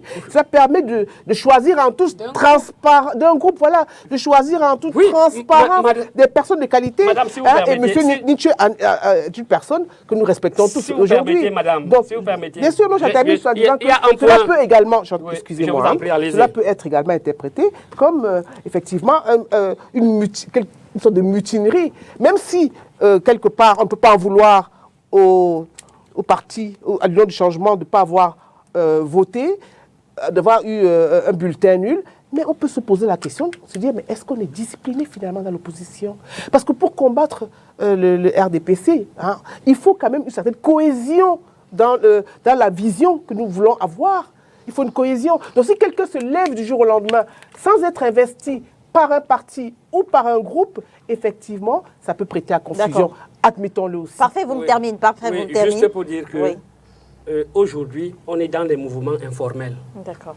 Et l'OTS, c'est davantage informel parce que les syndicats ont pratiquement échoué. Le mouvement de l'élection ou bien la candidature de Nietzsche peut être mise dans le cadre informel et évidemment avec ses succès et ses échecs. Aujourd'hui, ça a été un échec. Donc, tout n'est pas formalisme et formalisé. Ce n'est pas parce que tu n'as pas eu d'investiture que tu ne feras pas de symbole au coup. La preuve, on en débat aujourd'hui.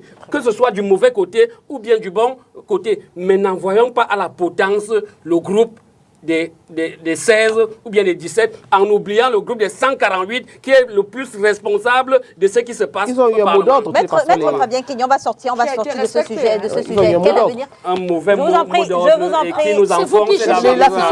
C'est ça le L'autre changement a eu le mot d'ordre. Chacun a son mot d'ordre, alors les uns respectent le leur, maintenant il est mauvais. Et vous voulez qu'on évolue, qu'on avance et qu'on va... Maître Fabien Kignon, merci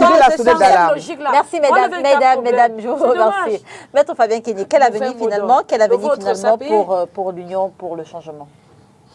Je vais d'emblée vous dire, pour commencer, je vais vous dire que je ne blâme du tout pas Nietzsche. Je crois que sa candidature a été très très bien choisie. Il a voulu à travers cet acte démontrer qu'en face, il n'y avait personne à la tête de l'Assemblée nationale du Cameroun. Je ne peux pas penser aujourd'hui qu'on me dise que Kapa Yegedibil soit encore aujourd'hui 40 ans après, à vu l'âge qu'il a, président d'une institution aussi forte comme celle-là. En réalité, nous n'avons pas d'Assemblée nationale au Cameroun, on n'a pas de pouvoir judiciaire.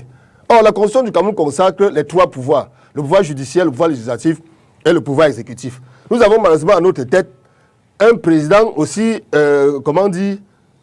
fini, en quelque sorte, qui est le président du Conseil supérieur de la magistrature, c'est-à-dire celui qui contrôle la justice, qui impacte, c'est-à-dire celui qui décide de qui sera président de l'Assemblée nationale. Il a choisi Niat. Vous savez, les vidéos circulent. Avec les réseaux sociaux, aujourd'hui, plus rien ne se cache. Voilà un monsieur qui ne parvient pas du tout à se lever de son lit chaque matin, comme à la tête d'une institution comme le Sénat. Son homologue, n'est-ce pas, de l'Assemblée nationale.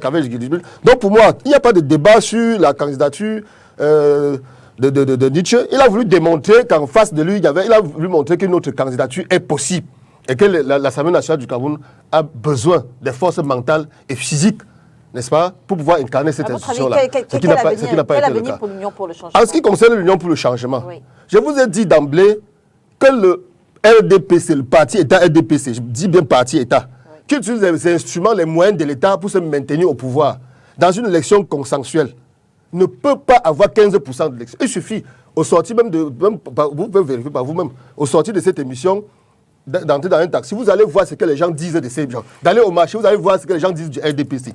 C'est un parti mort depuis, n'est-ce pas? Donc, quand on parle de l'avenir de l'opposition, l'opposition ne peut pas perdre une élection au Cameroun. C'est pour masquer ces fraudes que le gouvernement tente de nous dire que l'opposition n'est pas unie, et ainsi de suite. L'union ou pas l'opposition a l'avenir dans ce pays. L'opposition, c'est l'alternative, n'est-ce pas, qui est choisie par le peuple. Vous avez vu le titre là. La raison d'être, c'est quoi? La défense du peuple. C'est ce que l'État parti RDPC craint, parce qu'ils n'ont jamais défendu le peuple, à aucun moment. Donc cette union-là a tout son avenir devant elle. Vous avez vu lorsqu'ils sont réunis pour ne serait-ce que présenter le projet de code électoral qu'ils avaient pu concocter, le parti État a interdit. Donc l'opposition a tout son avenir. Elles sont présentes avec elle. Le parti État RDPC ne peut pas battre le dernier parti d'opposition dans ce pays. Alors, on reste au Parlement, hein, on embraye directement sur le second sujet pour parler justement de la réélection de Kaba Yegedibril et de Marcel Niat-Difendi comme président de l'Assemblée nationale et du Sénat. Quel est le commentaire que ça vous inspire, Jeanne-Louise? Écoutez, ça ne me surprend pas du tout, hein, cette reconduction-là. J'ai peut-être un scoop, hein, c'est que M. Niat, je le connais depuis 80, puisque quelqu'un encore directeur à la SONEL. Mon père était directeur comptable et financier de la SONEL à l'époque. Mon père est mort et enterré depuis. Hein, et M. Niat est encore aux affaires, ce qui signifie que l'espérance de vie au Cameroun n'est pas de 50 ans, comme on le dit. C'est 48 ans environ. Bah, je dis non. Parce que là, aujourd'hui, avec ce que nous voyons, on voit bien que l'espérance de vie dépend de l'environnement, dépend des petits fours, des champagnes, du bon bourbon qu'on boit, de la qualité de la santé aussi. On peut aller se faire soigner en Europe, alors que le peuple se meurt au Cameroun. C'est ça, en fait, la réalité. C'est que l'espérance de vie ne dépend pas de statistiques qu'on donne comme ça aux populations. Non, on peut vivre jusqu'à 100 ans au Cameroun. On a la preuve. Ce n'est pas quelque chose que je dis comme ça en l'air. Donc ça ne me surprend pas. Ça ne me surprend pas non plus de ce gouvernement. Ils appelaient même les danseuses du Crazy Horse pour venir faire la fête, puisqu'on a reconduit le monsieur Cavaillé de Guy Djibril à son perchoir. Donc on peut inviter tout le monde, on va faire la fête. Non, il faut faire comprendre une chose, c'est qu'il a été élu parce qu'ils ont la majorité. C'est déjà un fait. D'accord? Ils ont la majorité et il y a une discipline. C'est-à-dire que les militants ont suivi le mouvement, ils ont voté pour leur personne. Maintenant, il faut faire comprendre au peuple que c'est le peuple qui est souverain. C'est lui qui doit prendre conscience. Ce n'est pas l'opposition qui doit gérer le pays, c'est le peuple qui doit être souverain pour gérer ce pays. Et quand le peuple va prendre conscience de sa force, c'est lui qui vote. D'accord? C'est le peuple qui vote, c'est le peuple qui contrôle, c'est le peuple qui sanctionne, c'est le peuple qui est l'opposition. Et d'ailleurs, je voulais dire que finalement, à force d'inviter à chaque fois les acteurs de l'opposition, prenez un échantillonnage des populations. Si on veut comprendre si le peuple veut, qui veut le peuple, quelle est la personne que le peuple veut sur le perchoir, eh bien, le peuple le dira. C'est de prendre un échantillonnage, de faire des sondages. Ça se fait ailleurs avec les sondages Ipsos et tout. On veut la jeunesse. L'émergence de l'Afrique et du Cameroun passe par la jeunesse et par son orientation universitaire. Simplement, vous terminez? Je vais juste chuter, s'il vous plaît, c'est très important. Simplement, cette jeunesse, malheureusement, est habituée à des formes de pouvoir exclusif. En Afrique, il y a eu un jeune au pouvoir. Il y a eu, de regretter mémoire, Pierre Nkurunziza, de regretter mémoire, qui était le président du Burundi. Il a été élu, il avait à peine 40 ans. Il a été élu grâce au suffrage universel direct et aux accords d'Arusha, qui ont mis fin à un combat long et usant. Mais, malgré sa jeunesse, qu'est-ce qu'il a fait? Il a été élu en 2005, il a rempilé en 2010, il a rempilé en 2015. Donc, nous voulons la jeunesse, mais il faut une jeunesse responsable. C'est la raison pour laquelle les acteurs politiques, le personnel politique doit être formé pour, bien sûr, former aussi les militants. D'accord. La jeunesse surtout, qui va demain prendre le pouvoir. Docteur Marcel Simot, qu'est-ce qui justifie aujourd'hui le maintien de ces deux personnalités après autant d'années passées à ces postes? Je veux dire, au-delà même de leur état physique. Qu'est-ce qui justifie leur maintien à ces postes? Je suis encore beaucoup trop gênée lorsqu'on veut déterminer la qualité du travail ou alors les performances d'un individu en fonction de son état physique ou alors du moins de son âge. Moi, ça me dérange parce qu'on est à l'Assemblée. On parle d'un bureau pleinement constitué. On se comporte comme si l'Assemblée nationale n'est constituée que de Cavaillé Djibril et le Sénat est constitué de Niat Difendi Marcel. Non, c'est faux. Il y a un bureau tellement construit et qui, ma foi, travaille en totale énergie. Ce sont les premières images de ces institutions. Je veux dire, quand on parle de l'Assemblée nationale, la première personne qu'on voit, qui est quand même la troisième personnalité du Cameroun, quand on parle du Sénat... Je veux vous dire que derrière ce président de l'Assemblée nationale, il y a un monde. Ça veut dire qu'il y a une force qui travaille. Je veux dire, si on parle de vacances, ce n'est pas le Sénat qui va assurer la vacance, c'est le président du Sénat. Je suis d'accord. Et lorsqu'on parle du président du Sénat, il y a toute une force derrière. Moi, ce que je veux dire, et je vais avancer. Je suis un peu très gênée lorsqu'on veut justifier les performances des uns et des autres par l'âge. Parce qu'il y a un élément de performance qu'il faut mettre en avant. Et la performance, elle est collective par rapport aux actions qui ont été menées. Alors, il y a également derrière cette performance collective un un respect de la discipline d'un parti, contrairement à ce que nous observons sur les autres. Moi, je suis un peu gênée que le MRC s'asseye, prenne des positions et essaye de parler de ça, parce que lorsqu'on décide d'être expert en boycott, vous voyez que du coup, des éléments comme celui-là, vous laissez ceux qui ont essayé de faire la chose s'investir sur la question, parce que délibérément, vous défilez. Et en même temps, vouloir maintenant prendre, se comporter comme si la présence de Oshi, de l'honorable Nietzsche, c'est pour démontrer qu'il n'y a personne de perçoit. Je dis, mais attendez, ça fait presque rire à la limite. Ça fait combien d'élections qui sont passées à l'Assemblée nationale? On n'a jamais interdit à un candidat quelconque d'exprimer son désir de conquérir. Et c'est pourquoi l'entendre dans mes propos. Donc en fait, c'est la discipline du parti. C'est grâce à la discipline du parti que Kavaye Guédibril est toujours président de l'Assemblée nationale. Quand l'honorable Oshi allait à cette élection, il allait sachant qu'il ne va pas la gagner. On s'est compris, je vous en prie. Non, ne m'embrouillez pas. Je vous en prie, ne m'embrouillez pas. Je dis bien, quand l'honorable allait dans cette élection, je vous dis, vous ne pouvez pas m'embrouiller.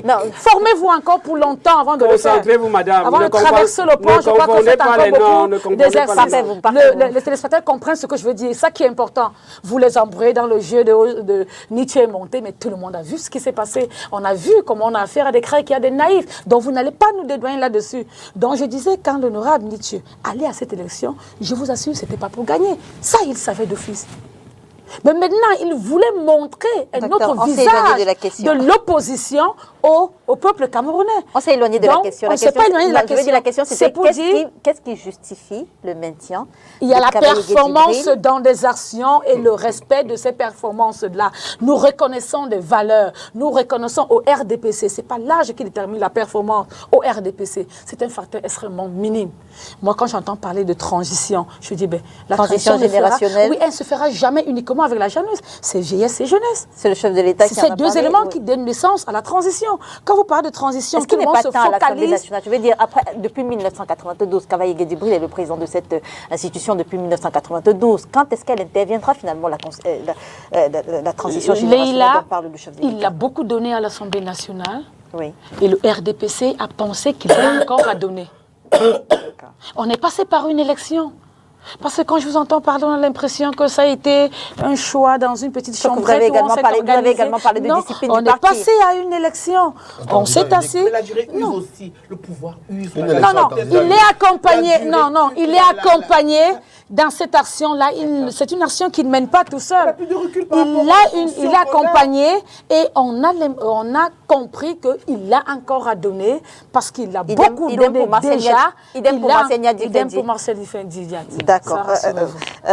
Parfait. Avec vous, on analyse les répercussions de ces maintiens de longue date, finalement, sur le fonctionnement des deux chambres. D'abord, c'est une espèce de haute trahison. C'est la réélection aussi bien de Kavaye que celle de Niat. C'est une haute trahison.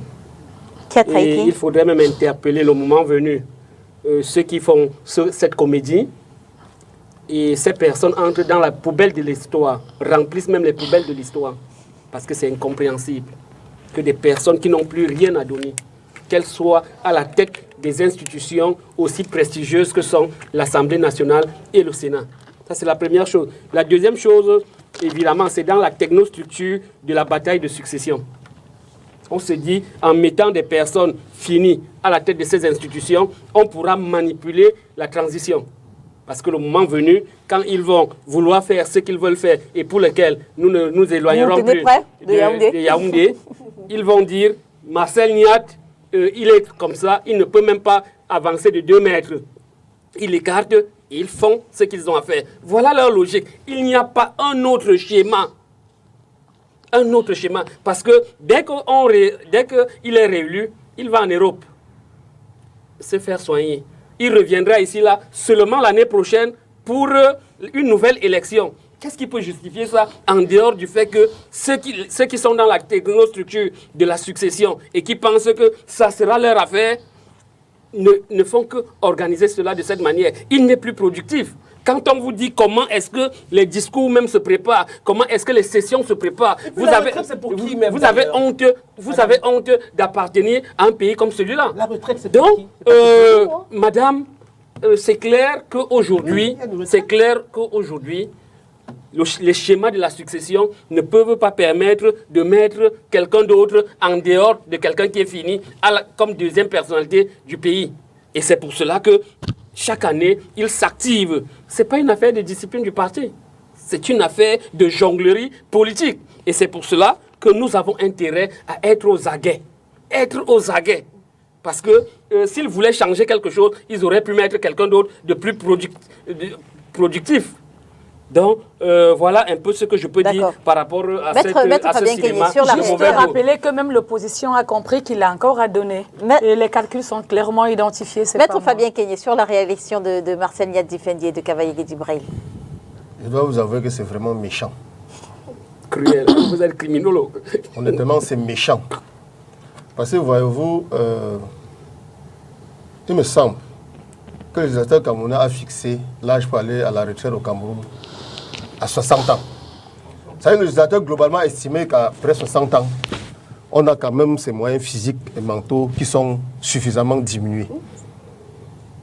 Comment donc comprendre que des gens à pratiquement plus de 80 ans, qui sont aux affaires depuis 60 ans, n'est-ce pas, soient encore là à nous représenter?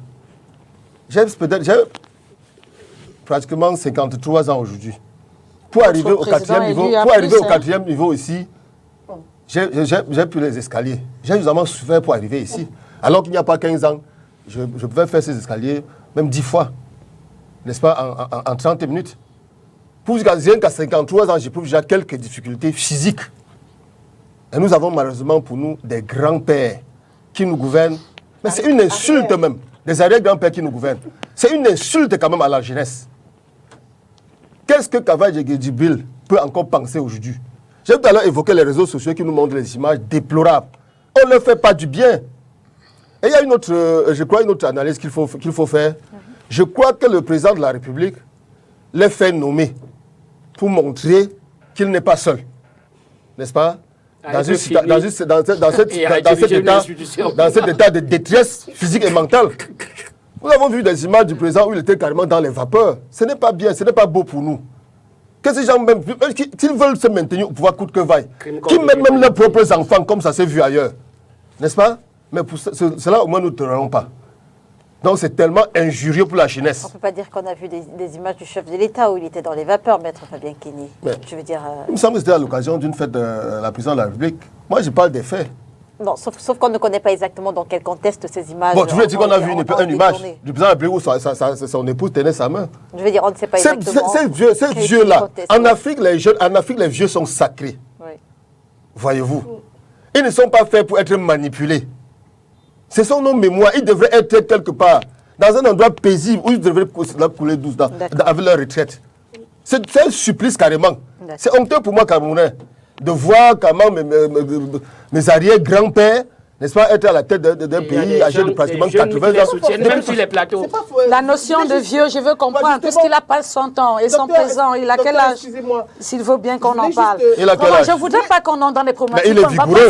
Ah, il est vigoureux. À quel âge? Il a quel âge? Donnez son âge. Bien entendu, à 70 ans. Ah oui, à 70 ans, on est vigoureux. Prenez le cas de Joe Biden. Il exerce. Joe Biden, par exemple, aux États-Unis, exerce. Ça nous arrange. Il est moins, s'il vous plaît, madame. On est vigoureux. À 80 ans, madame, il est moins âgé que Joe Biden. S'il vous plaît. On est très vigoureux. Je parle de l'état physique, de ce que nous avons observé. Je ne parle pas uniquement de l'âge. C'est un état J'ai bien dit de ce qu'on observe. Madame, je vous ai parlé de l'observation. Lorsque vous regardez le président, s'il vous plaît, lorsque vous regardez le président du Sénat, aujourd'hui, n'avez-vous pas pitié de lui quand vous le voyez se mouvoir sur la chaise roulante? Lorsque vous regardez, s'il vous plaît, madame, je ne voudrais pas qu'on entre dans ce jeu-là. Lorsque vous regardez Cavaillé Djibril, n'avez-vous pas honte quand il a de la peine à lire un discours? À 75 ans, on est vigoureux, mais à 80 ans... Lorsque vous regardez le président de la République, à l'occasion de l'ouverture de la CAN, n'est-ce pas, qui n'a lu qu'un discours, une seule phrase? Cela s'est déjà vu où? Et qui n'a pas pu se déplacer de la tribune pour aller remettre le trophée comme ça se fait. Je parle des faits. Je ne parle pas uniquement de l'âge. C'est ce qu'il vous a dit. Qui n'a pas pu quitter la tribune On peut N'est-ce vivre, pas? on peut vivre vieux et en bonne santé. Bon, en faisant Vraiment, Je parle de leur état physique et Ce sont mental. les faux fuyants, ça je vous le dis. Je parle de leur état Moi, physique et vous mental. n'avez pas d'argument et vous vous focalisez sur les Docteur âges. Simon, quand on À est en- 75 ans, vous pensez... Allez-y, Jeanne-Louise, allez-y. C'est que Jeanne, à 75 ans, il estime qu'ils sont très forts et juste à 80 à côté, on est fini, on Ce est n'est pas mort. juste Ce ça. sont des C'est la faux parole, fuyants. c'est 90 Ce sont ans quand des même. faux Vous pouvez fuyants. interpréter comme Ça, vous je voulez. vous le dis. 90 ans contre 75 ans, il y a 15 ans d'écart, madame. Il y a 15 ans d'écart. Docteur Simon et maître Fabien Kenyé. Je vous en prie. Jeanne-Louise a la parole. Merci. Je vous en prie. Elle a fini par se rapprocher de moi comme un provoqueur. Dans Me provoquer aussi comme un provoqueur. dans l'absolu, Parfait, vous. nous sommes également de cet Non, avis c'est que clair, je le dis. Allez-y, Jean-Louis. l'âge Oui. n'est pas Bien un entendu. frein pour diriger. Si on revient à notre ancestralité, Tout à fait. Amadou L'âge Abateba n'est pas a un bien frein dit pour que diriger. un suis vieux d'accord qui là-dessus. meurt est une bibliothèque qui se construit. Tout à fait. Donc on respecte les vieux. Ils sont de bons conseils, d'accord? Tout à fait. Ils sont là pour guider les jeunes, les orienter. Donc, et dans les pays européens, on voit bien que, même aux États-Unis, Joe Biden, il a quel âge? Et j'ai mis un exemple très précis. C'est en Uruguay, il y a eu un président qui avait 80 ans, Pepe Morica. Mais vous le voyez José physiquement Pepe sauter Morica. dans les avions, aller partout. C'est un étape, voilà. En faisant du sport, en ayant une alimentation équilibrée, on peut avoir des capacités intellectuelles, des capacités physiques pour gouverner. Est-ce que ces personnes ont ces capacités-là? C'est la Là, la question, question, tout à fait. fondamentale. Hein? Il y a des gens qui sont à 80 ans, qui sont en très bonne santé. Voilà. Je vous dis, en On commence Uruguay, à se en 2015, il y avait Qu'à Pepe chaque fois, Morica on s'assoit, non, qui on était est vieux. Ne perdons pas aussi Pourtant, de vue que le nous, pouvoir c'est use. qui était Le pouvoir use. président. Le pouvoir J'en use. viens. Ne J'ai la comparons parole, pas. j'en termine Je juste. vous en prie. Parce que quand vous parlez, je sais ne pas vous Allez-y. interrompre. Donc, on a des exemples précis d'un jeune. Tout à l'heure, j'ai cité Pierre Kourounziza de regretter mémoire, qui était jeune, qui a rempilé 3 fois alors que la Constitution ne lui permettait pas. Donc, et là, je cite le vieux en Uruguay. Donc, en fait, c'est une question de bonne santé, de bonne gouvernance. Ces personnes-là, malheureusement, qu'on cite aujourd'hui, on le voit bien Voilà. sur les réseaux sociaux. Écoutez, ne nous voilons pas la face. Quelquefois, il faut aussi être honnête. On ne peut pas dire que ces personnes aujourd'hui aient encore la capacité. Ça peut être de très bons conseillers, je vous assure. Des personnes ressources qu'on pourra aller voir pour demander conseil. Papa, papi, C'est comment on pourquoi fait pour j'ai mis en ceci? avant la Donc, notion d'équipe et aujourd'hui, du groupe. oui. On a un bureau Le exécutif président de la République a le qui statut Voilà. de sénateur, Donc, de sénateur à du vie. Sénat et Allez-y, c'est ne nous Allez-y. voilons pas la pareil à face. l'Assemblée nationale. Elles n'ont C'est plus une de nation capacités, elles n'ont plus de collégiale. capacités mentales et physiques pour diriger. Oui, allez-y, on Mais sort, bon. et on sort de ce sujet D'abord, pour aborder la ne dernière comparons problématique. pas quelqu'un qui a 80 ans et 40 ans de pouvoir et quelqu'un qui a 80 Oui. ans et 4 ans de pouvoir. C'est 2 personnes différentes. Et qui va partir Oui. bientôt. Parce Après que, 8 ans. Oui, parce le pouvoir, que- il fait 2 ans maximum, ils Il s'en est vont. parti. Parce que Alors que celle qui c'est a pas le cas. 40 ans de pouvoir Oui. et 80 ans s'est tellement émoussé qu'aujourd'hui ne peut plus rien faire. Et c'est Rien pour du tout. cela que nous vivons sur les hautes, moyennes et hautes instructions. Vous avez vu ça où? Donc on vient ici, on dit oui, il est encore dynamique. Dynamique où? Le président du Sénat, C'est fini. même faire 2 pas, il n'arrive pas. Et c'est une haute C'est vous qui trahison. le portez C'est très souvent, c'est j'ai une envie de haute trahison. demander. Mais je l'ai vu, C'est vous qui moi le je l'ai portez vu très marcher. souvent, j'ai envie Je de l'ai vu demander. marcher, madame. C'est Mais vous qui le c'est souvent portez. grave. Ah, je peux Et comprendre. vous, Viviane Yaoundé, vous la le portez haute très trahison. régulièrement, Et ça, j'ai l'impression. ce n'est Vraiment, pas arrêtez les seulement. faux fouillards, je Et vous en prie. il ne peut Ce pas sont des faux gérer débats. les dossiers de la République. Et ce sont justement des jeunes qui eux-mêmes ne peuvent pas se promouvoir politiquement, qui soutiennent ce genre d'hérésie et de bêtises, même sur les plateaux. Non, c'est inadmissible. Et Je nous crois que autres, j'aurai une seconde pour et nous répondre, autres, c'est important, je veux pas fiers le de notre pays, nous ne pouvons pas l'accepter. D'accord. Et c'est pour cela que je considère cela comme une haute trahison. Et ceux-là seront interpellés le moment venu. Parce qu'on va dire qui a maintenu Kava-Yeye pendant 40 ans. On sort la liste des députés, on sort la liste des militants qui l'ont défendu sur les plateaux, on sort la liste de tout l'entourage là. Parce que justement, ça nous fait trop de mal.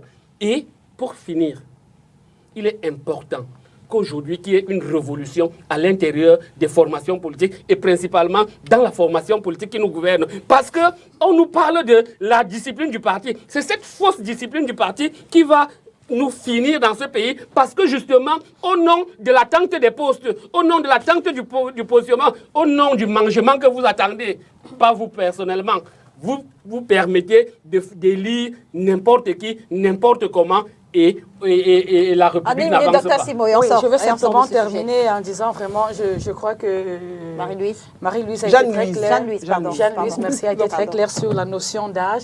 Et je ne veux pas encore revenir sur la notion de jeunesse et de vieillesse, parce que ça nous gêne un peu. Vraiment, lorsqu'on n'a pas d'argument, lorsqu'on est dépassé, lorsqu'on est débordé. C'est réel. Parce que revenons, je vous en prie, je vous ai pas on ne lit pas l'âge ailleurs pour rien. Non, j'ai du respect pour ailleurs, on lit les âges, c'est pas pour rien.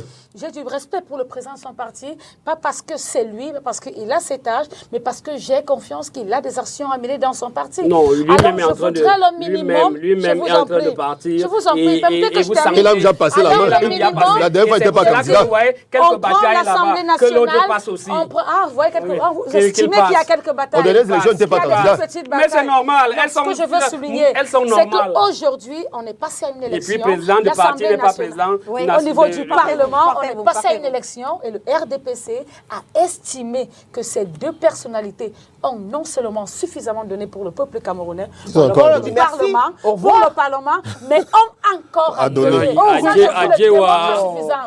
que conseiller, Cependant, ce qu'il faudrait retenir, c'est qu'on parle d'une élection d'un bureau exécutif qui n'est pas constitué uniquement du président du Sénat ou de l'Assemblée nationale, mais qui est constitué d'un élément fort, d'un ensemble fort, parmi lesquels il y a des jeunes. Quand vous parlez de la transition générationnelle, je n'ai pas envie de vous rappeler que le plus jeune député à l'Assemblée nationale vient du RDPC. Donc, je n'ai pas envie qu'on revienne sur des débats qui... Merci. Avec un croulant au sommet. Voilà. Merci. Maintenant, on vous parle de croulant au sommet. J'ai demandé quel âge a votre président élu. Vous avez compris que... Mais vous le connaissez. Voilà. Merci, Dr. Mieux que vous. Et alors, ils sont communistes. Mieux que vous, ils sont communistes. Je n'ai pas envie d'en parler. Ils sont communistes. Moi, je respecte. Comme a dit, je respecte. Et alors que l'opération Crémonte lancée par le mouvement OTS baigne dans sa 4e semaine, d'autres secteurs d'activité menacent d'entrer dans la danse après le personnel de santé. Les transports annoncent également des mots d'ordre de grève pour le 29 mars. Maître Fabien Quignon, on va partir avec vous. La grève des enseignants entre dans sa 4e semaine. Ça va bientôt faire un mois qu'on y est. Comment est-ce que le parent, j'imagine que vous êtes parent, comment est-ce que le parent que vous êtes vit tout ça? Je dois avouer que je ne suis pas affecté directement en tant que parent pour la simple raison que mes enfants sont au privé. Et par rapport au fait que mes enfants sont au privé, c'est vraiment regrettable et c'est l'une des conséquences, effectivement, de la chosification de l'enseignant. Je suis convaincu que nous tous ici, nous avons fait carrément le lycée. L'école privée, l'école publique. Parce qu'à l'époque, nous appelions les écoles privées ou les établissements privés des écuries. Plutôt que de menacer, n'est-ce pas, ces enseignants, ou d'essayer par des subterfuges de démanteler leur organisation comme le fait le parti État RDPC, d'user des menaces de tout genre, nous avons plutôt des propositions que nous avons suggérées aux enseignants. Déjà, oui. Des propositions de sortie. Nous avons dit qu'il faut déjà évaluer exactement ce qu'ils réclament à l'État, n'est-ce pas? Qu'ils demandent que l'État leur paye 50%. Si tant est que les caisses sont vides, qu'on essaie de titriser, qu'on procède à la titrisation du reste, quitte à ce qu'ils puissent en faire l'objet des marchés. Et nous demandons qu'on dématérialise, que leur carrière ne soit plus gérée par des papiers. L'État sait bien ce qu'il peut faire. Mais c'est parce que l'État n'a pour seul intérêt que de l'argent. Au niveau des impôts, par exemple, nous avons ce qu'on appelle numéro identifiant unique pour chaque contribuable. Comment est-ce que cela n'a pas pu être appliqué aux enseignants? C'est-à-dire que dès que vous sortez de l'école, que vous ayez un numéro avec lequel on devrait vous suivre. Il est question aussi d'une certaine justice en ce qui concerne ces personnes. Parce qu'il ne faut pas comprendre que pendant que quelqu'un sort de l'école aujourd'hui, il a son salaire, il est intégré, que celui qui a 10 ans pratiquement, comme Amidou qui est mort, est passé 10 ans sans salaire. Cela n'est pas possible. Et les responsables sont là. Nous avons eu des budgets successifs depuis pratiquement 40 ans. Où sont partis ces budgets? Il est question aussi pour l'État, s'il n'a pas de moyens, de poursuivre ces personnes pour qu'elles restituent, n'est-ce pas, l'argent qu'elles ont volé aux enseignants. Oui. Voilà, alors Jeanne-Louise, jusqu'ici, l'État a pris certaines mesures jugées insatisfaisantes par les enseignants. Comment est-ce que vous analysez finalement cette crise de confiance entre le corps enseignant et les représentants du gouvernement camerounais? Mais déjà, il y a un pourrissement de la situation. Moi, je l'analyse comme ça. Il y a un pourrissement de la situation. On ne devrait pas travailler sans être payé. Pour moi, c'est le b.a.-ba dans tous les pays sérieux. Moi, j'ai vécu en France longtemps. Jamais je l'ai passé un mois sans avoir mon salaire. C'est juste incompréhensible. Ça, c'est vraiment... Pour moi, c'est quelque chose qui C'est un vaudeville, c'est un film d'horreur plutôt. Hein? C'est un film d'horreur. Comment quelqu'un qui travaille, qui se lève tous les matins, et d'ailleurs se demanderait d'ailleurs pourquoi ils ont continué à travailler. Comment on peut se lever tous les matins, prendre son taxi, aller travailler, alors qu'on sait qu'à la fin du mois, on n'aura pas son salaire. Cela signifie quoi? Que l'éducation est forcément au rabais. Et ça dure depuis Mathusalem, ça signifie que tous ces enfants-là qui ont été éduqués pendant ces 10 ans-là, on peut même remettre en cause leur éducation. D'accord. Je n'ai pas terminé. On va y aller rapidement parce qu'on n'a plus beaucoup de temps. D'accord. Donc, c'est pour dire qu'aujourd'hui, l'État avait dit de 5 jours, observer la situation. Oui. Ça perdure. Pourquoi? Donc, je vous ai dit, par exemple, pour le pétrole. Nous sommes producteurs de pétrole. Le pétrole a augmenté. Donc, on a un surplus d'argent. Où va cet argent? Alors, parfait, la grève des enseignants n'est pas encore résolue, que d'autres mouvements corporatistes menacent également d'émerger. Comment est-ce que vous analysez cet effet de contagion? Je veux dire, le climat social dans lequel on baigne aujourd'hui au Cameroun, littéralement. C'est une bonne chose. Si les Camerounais se réveillent, c'est une très bonne chose. Ils vont nous faciliter de balayer ce pouvoir et pour moi, c'est une calamité. C'est normal. Docteur Simo dit que c'est le signe de l'émergence. Non, c'est parce qu'elle n'a rien à dire qu'elle dit ça. C'est un raccourci. Quel signe de l'émergence quand des gens n'ont pas de salaire, des gens n'ont pas de moyens de vivre. J'espère que j'aurai du temps pour ainsi de suite. Allez-y, parfait, vous, allez-y. Parce qu'on parle de salaire, là, je comprends plus. C'est pour dire que les Camerounais souffrent. Ils ont trop supporté, comme on le dit, et le moment est arrivé pour eux de se libérer. S'ils veulent qu'ils se libèrent, s'ils ne veulent pas, ils seront embrigadés par ce même système. Et comme je l'ai dit à l'entame, il est important que chacun joue son rôle pour que le système ne perdure pas. Parce que c'est une affaire, moi je le dis encore, éminemment politique.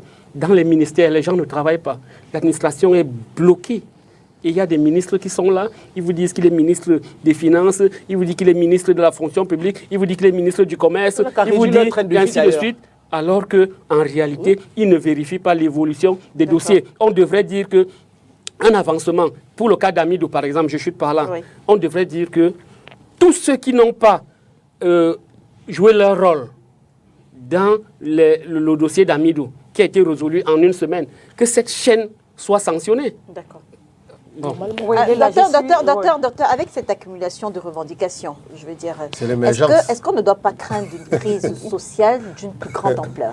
Oui, c'est important, mais déjà qu'il faut reconnaître, parce que j'ai l'impression que les uns et les autres, volontairement, veulent ne pas comprendre le message que j'ai passé. On est tous d'accord que les crises ou alors les revendications des enseignants sont extrêmement légitimes.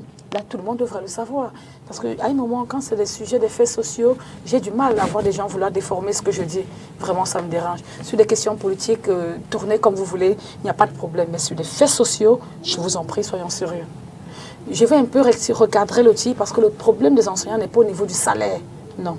Ils ont leur salaire. On a quelques éléments, malheureusement, parmi eux. Ils ont quoi? Ils ont du salaire. Le problème n'est pas un problème de... Et Amidou, alors tu n'avais pas été pendant 10 ans. Amidou n'avait pas de matricule. On ne peut pas avoir de salaire. Je vous en prie, ne me coupez pas quand on... Mais il n'avait pas de salaire. Non, c'est différent. Il n'y a rien de différent. Il n'avait pas de salaire. Soyons sérieux sur ce genre de problème. Il n'avait pas de salaire. Il n'avait pas de salaire. On ne peut pas avoir de salaire si on n'a pas de Demandez d'être sérieux. Demandez à votre pouvoir d'être sérieux. Il me demande, vous avez vu, parce qu'on est pourquoi s'il n'avait pas de matricule? Pourquoi s'il n'avait pas de matricule? On veut démontrer. Il y a des choses qu'il ne faut pas admettre. Maître Fabien Kenyé. Tout travail mérite un salaire. Tout travail mérite un salaire. Merci, Maître Fabien Kenyé. Docteur Simo a la parole. Vos camarades de travail. Alors, ce n'est pas un problème de salaire, mais c'est un problème de rajustement. On t'a dit, il y a des avancements et ci et ça. Et j'ai démontré la légitimité de ces différentes revendications. Je suis d'accord avec eux. Mais je vous dis que l'État, le chef de l'État, a tendu la main et les actions sont arrivées. Moi, je l'ai entendu dire qu'on n'a pas identifié le montant. Je dis, ben c'est faux. C'est comme s'il refuse d'être à la vue de l'information. On sait qu'exactement c'est 181 milliards qu'il faut débloquer à l'enseignement secondaire et sensiblement 150 à l'enseignement primaire. C'était 50 milliards il y a 4 grand. C'est tous ce que ces les problèmes anciens sont réclament. identifiés. C'est ce que les anciens réclament. Sont identifiés. Il a voulu encore dire une bêtise, une connerie lorsqu'il nous parle de l'identification Madame, des soyez fonctionnaires. Je vous dis, Soyez parce poli, que je s'il le vous plaît. suis, Soyez ils poli. sont tous identifiés. Merci, Et docteur à un Simon. moment, il y avait une identification qui s'imposait par rapport Ils sont aux identifiés. Merci, docteur Simon. Ils sont Ils sont pas pris en charge. identifiés. Demandez avec confrère, je crois que... Non, madame, vous mentez. En une seconde, Vous mentez. est-ce qu'on est en droit d'attendre une sortie du chef de l'État sur la situation des Non, enseignants pour- personnels? C'est déjà Une sortie sorti. personnelle, une sortie Non, personnelle. Il y a déjà des actions Non, non, sur l'État qui ont été Non, menées. une sortie personnelle. Je crois qu'on ne se limite pas aux sorties personnelles, mais aux actions fortes. Tu rêves, Léla. Pour juguler. Léla, tu rêves. Je dis seulement Pas pas de sorti comment? sorties personnelles, mais des actions fortes Merci. pour juguler. Les Merci, anciens ne docteur. sont pas Et satisfaits. rassurez-vous, les dans hautes les instructions- instrumentaliseurs et les Merci, semeurs, docteur Marcel parce que ce Simon. que j'ai observé pendant Merci, cette crise, merci, c'est maître que tous les Fabien militants du Kédé. MRC étaient devenus des Merci, enseignants. Jeanne-Lise Malheureusement. Diaga. Merci à vous. C'est vous qui avez fabriqué des faux enseignants et c'est pas nous. Mesdames Voilà. et messieurs, merci de nous avoir suivis. L'émission est rediffusée ce soir lorsqu'il sera 20h30, demain lundi lorsqu'il sera 13h30. On se retrouve dimanche prochain sur les antennes de Spectrum Télévision, si bien sûr Dieu le veut. Vous êtes bien tiré dessus.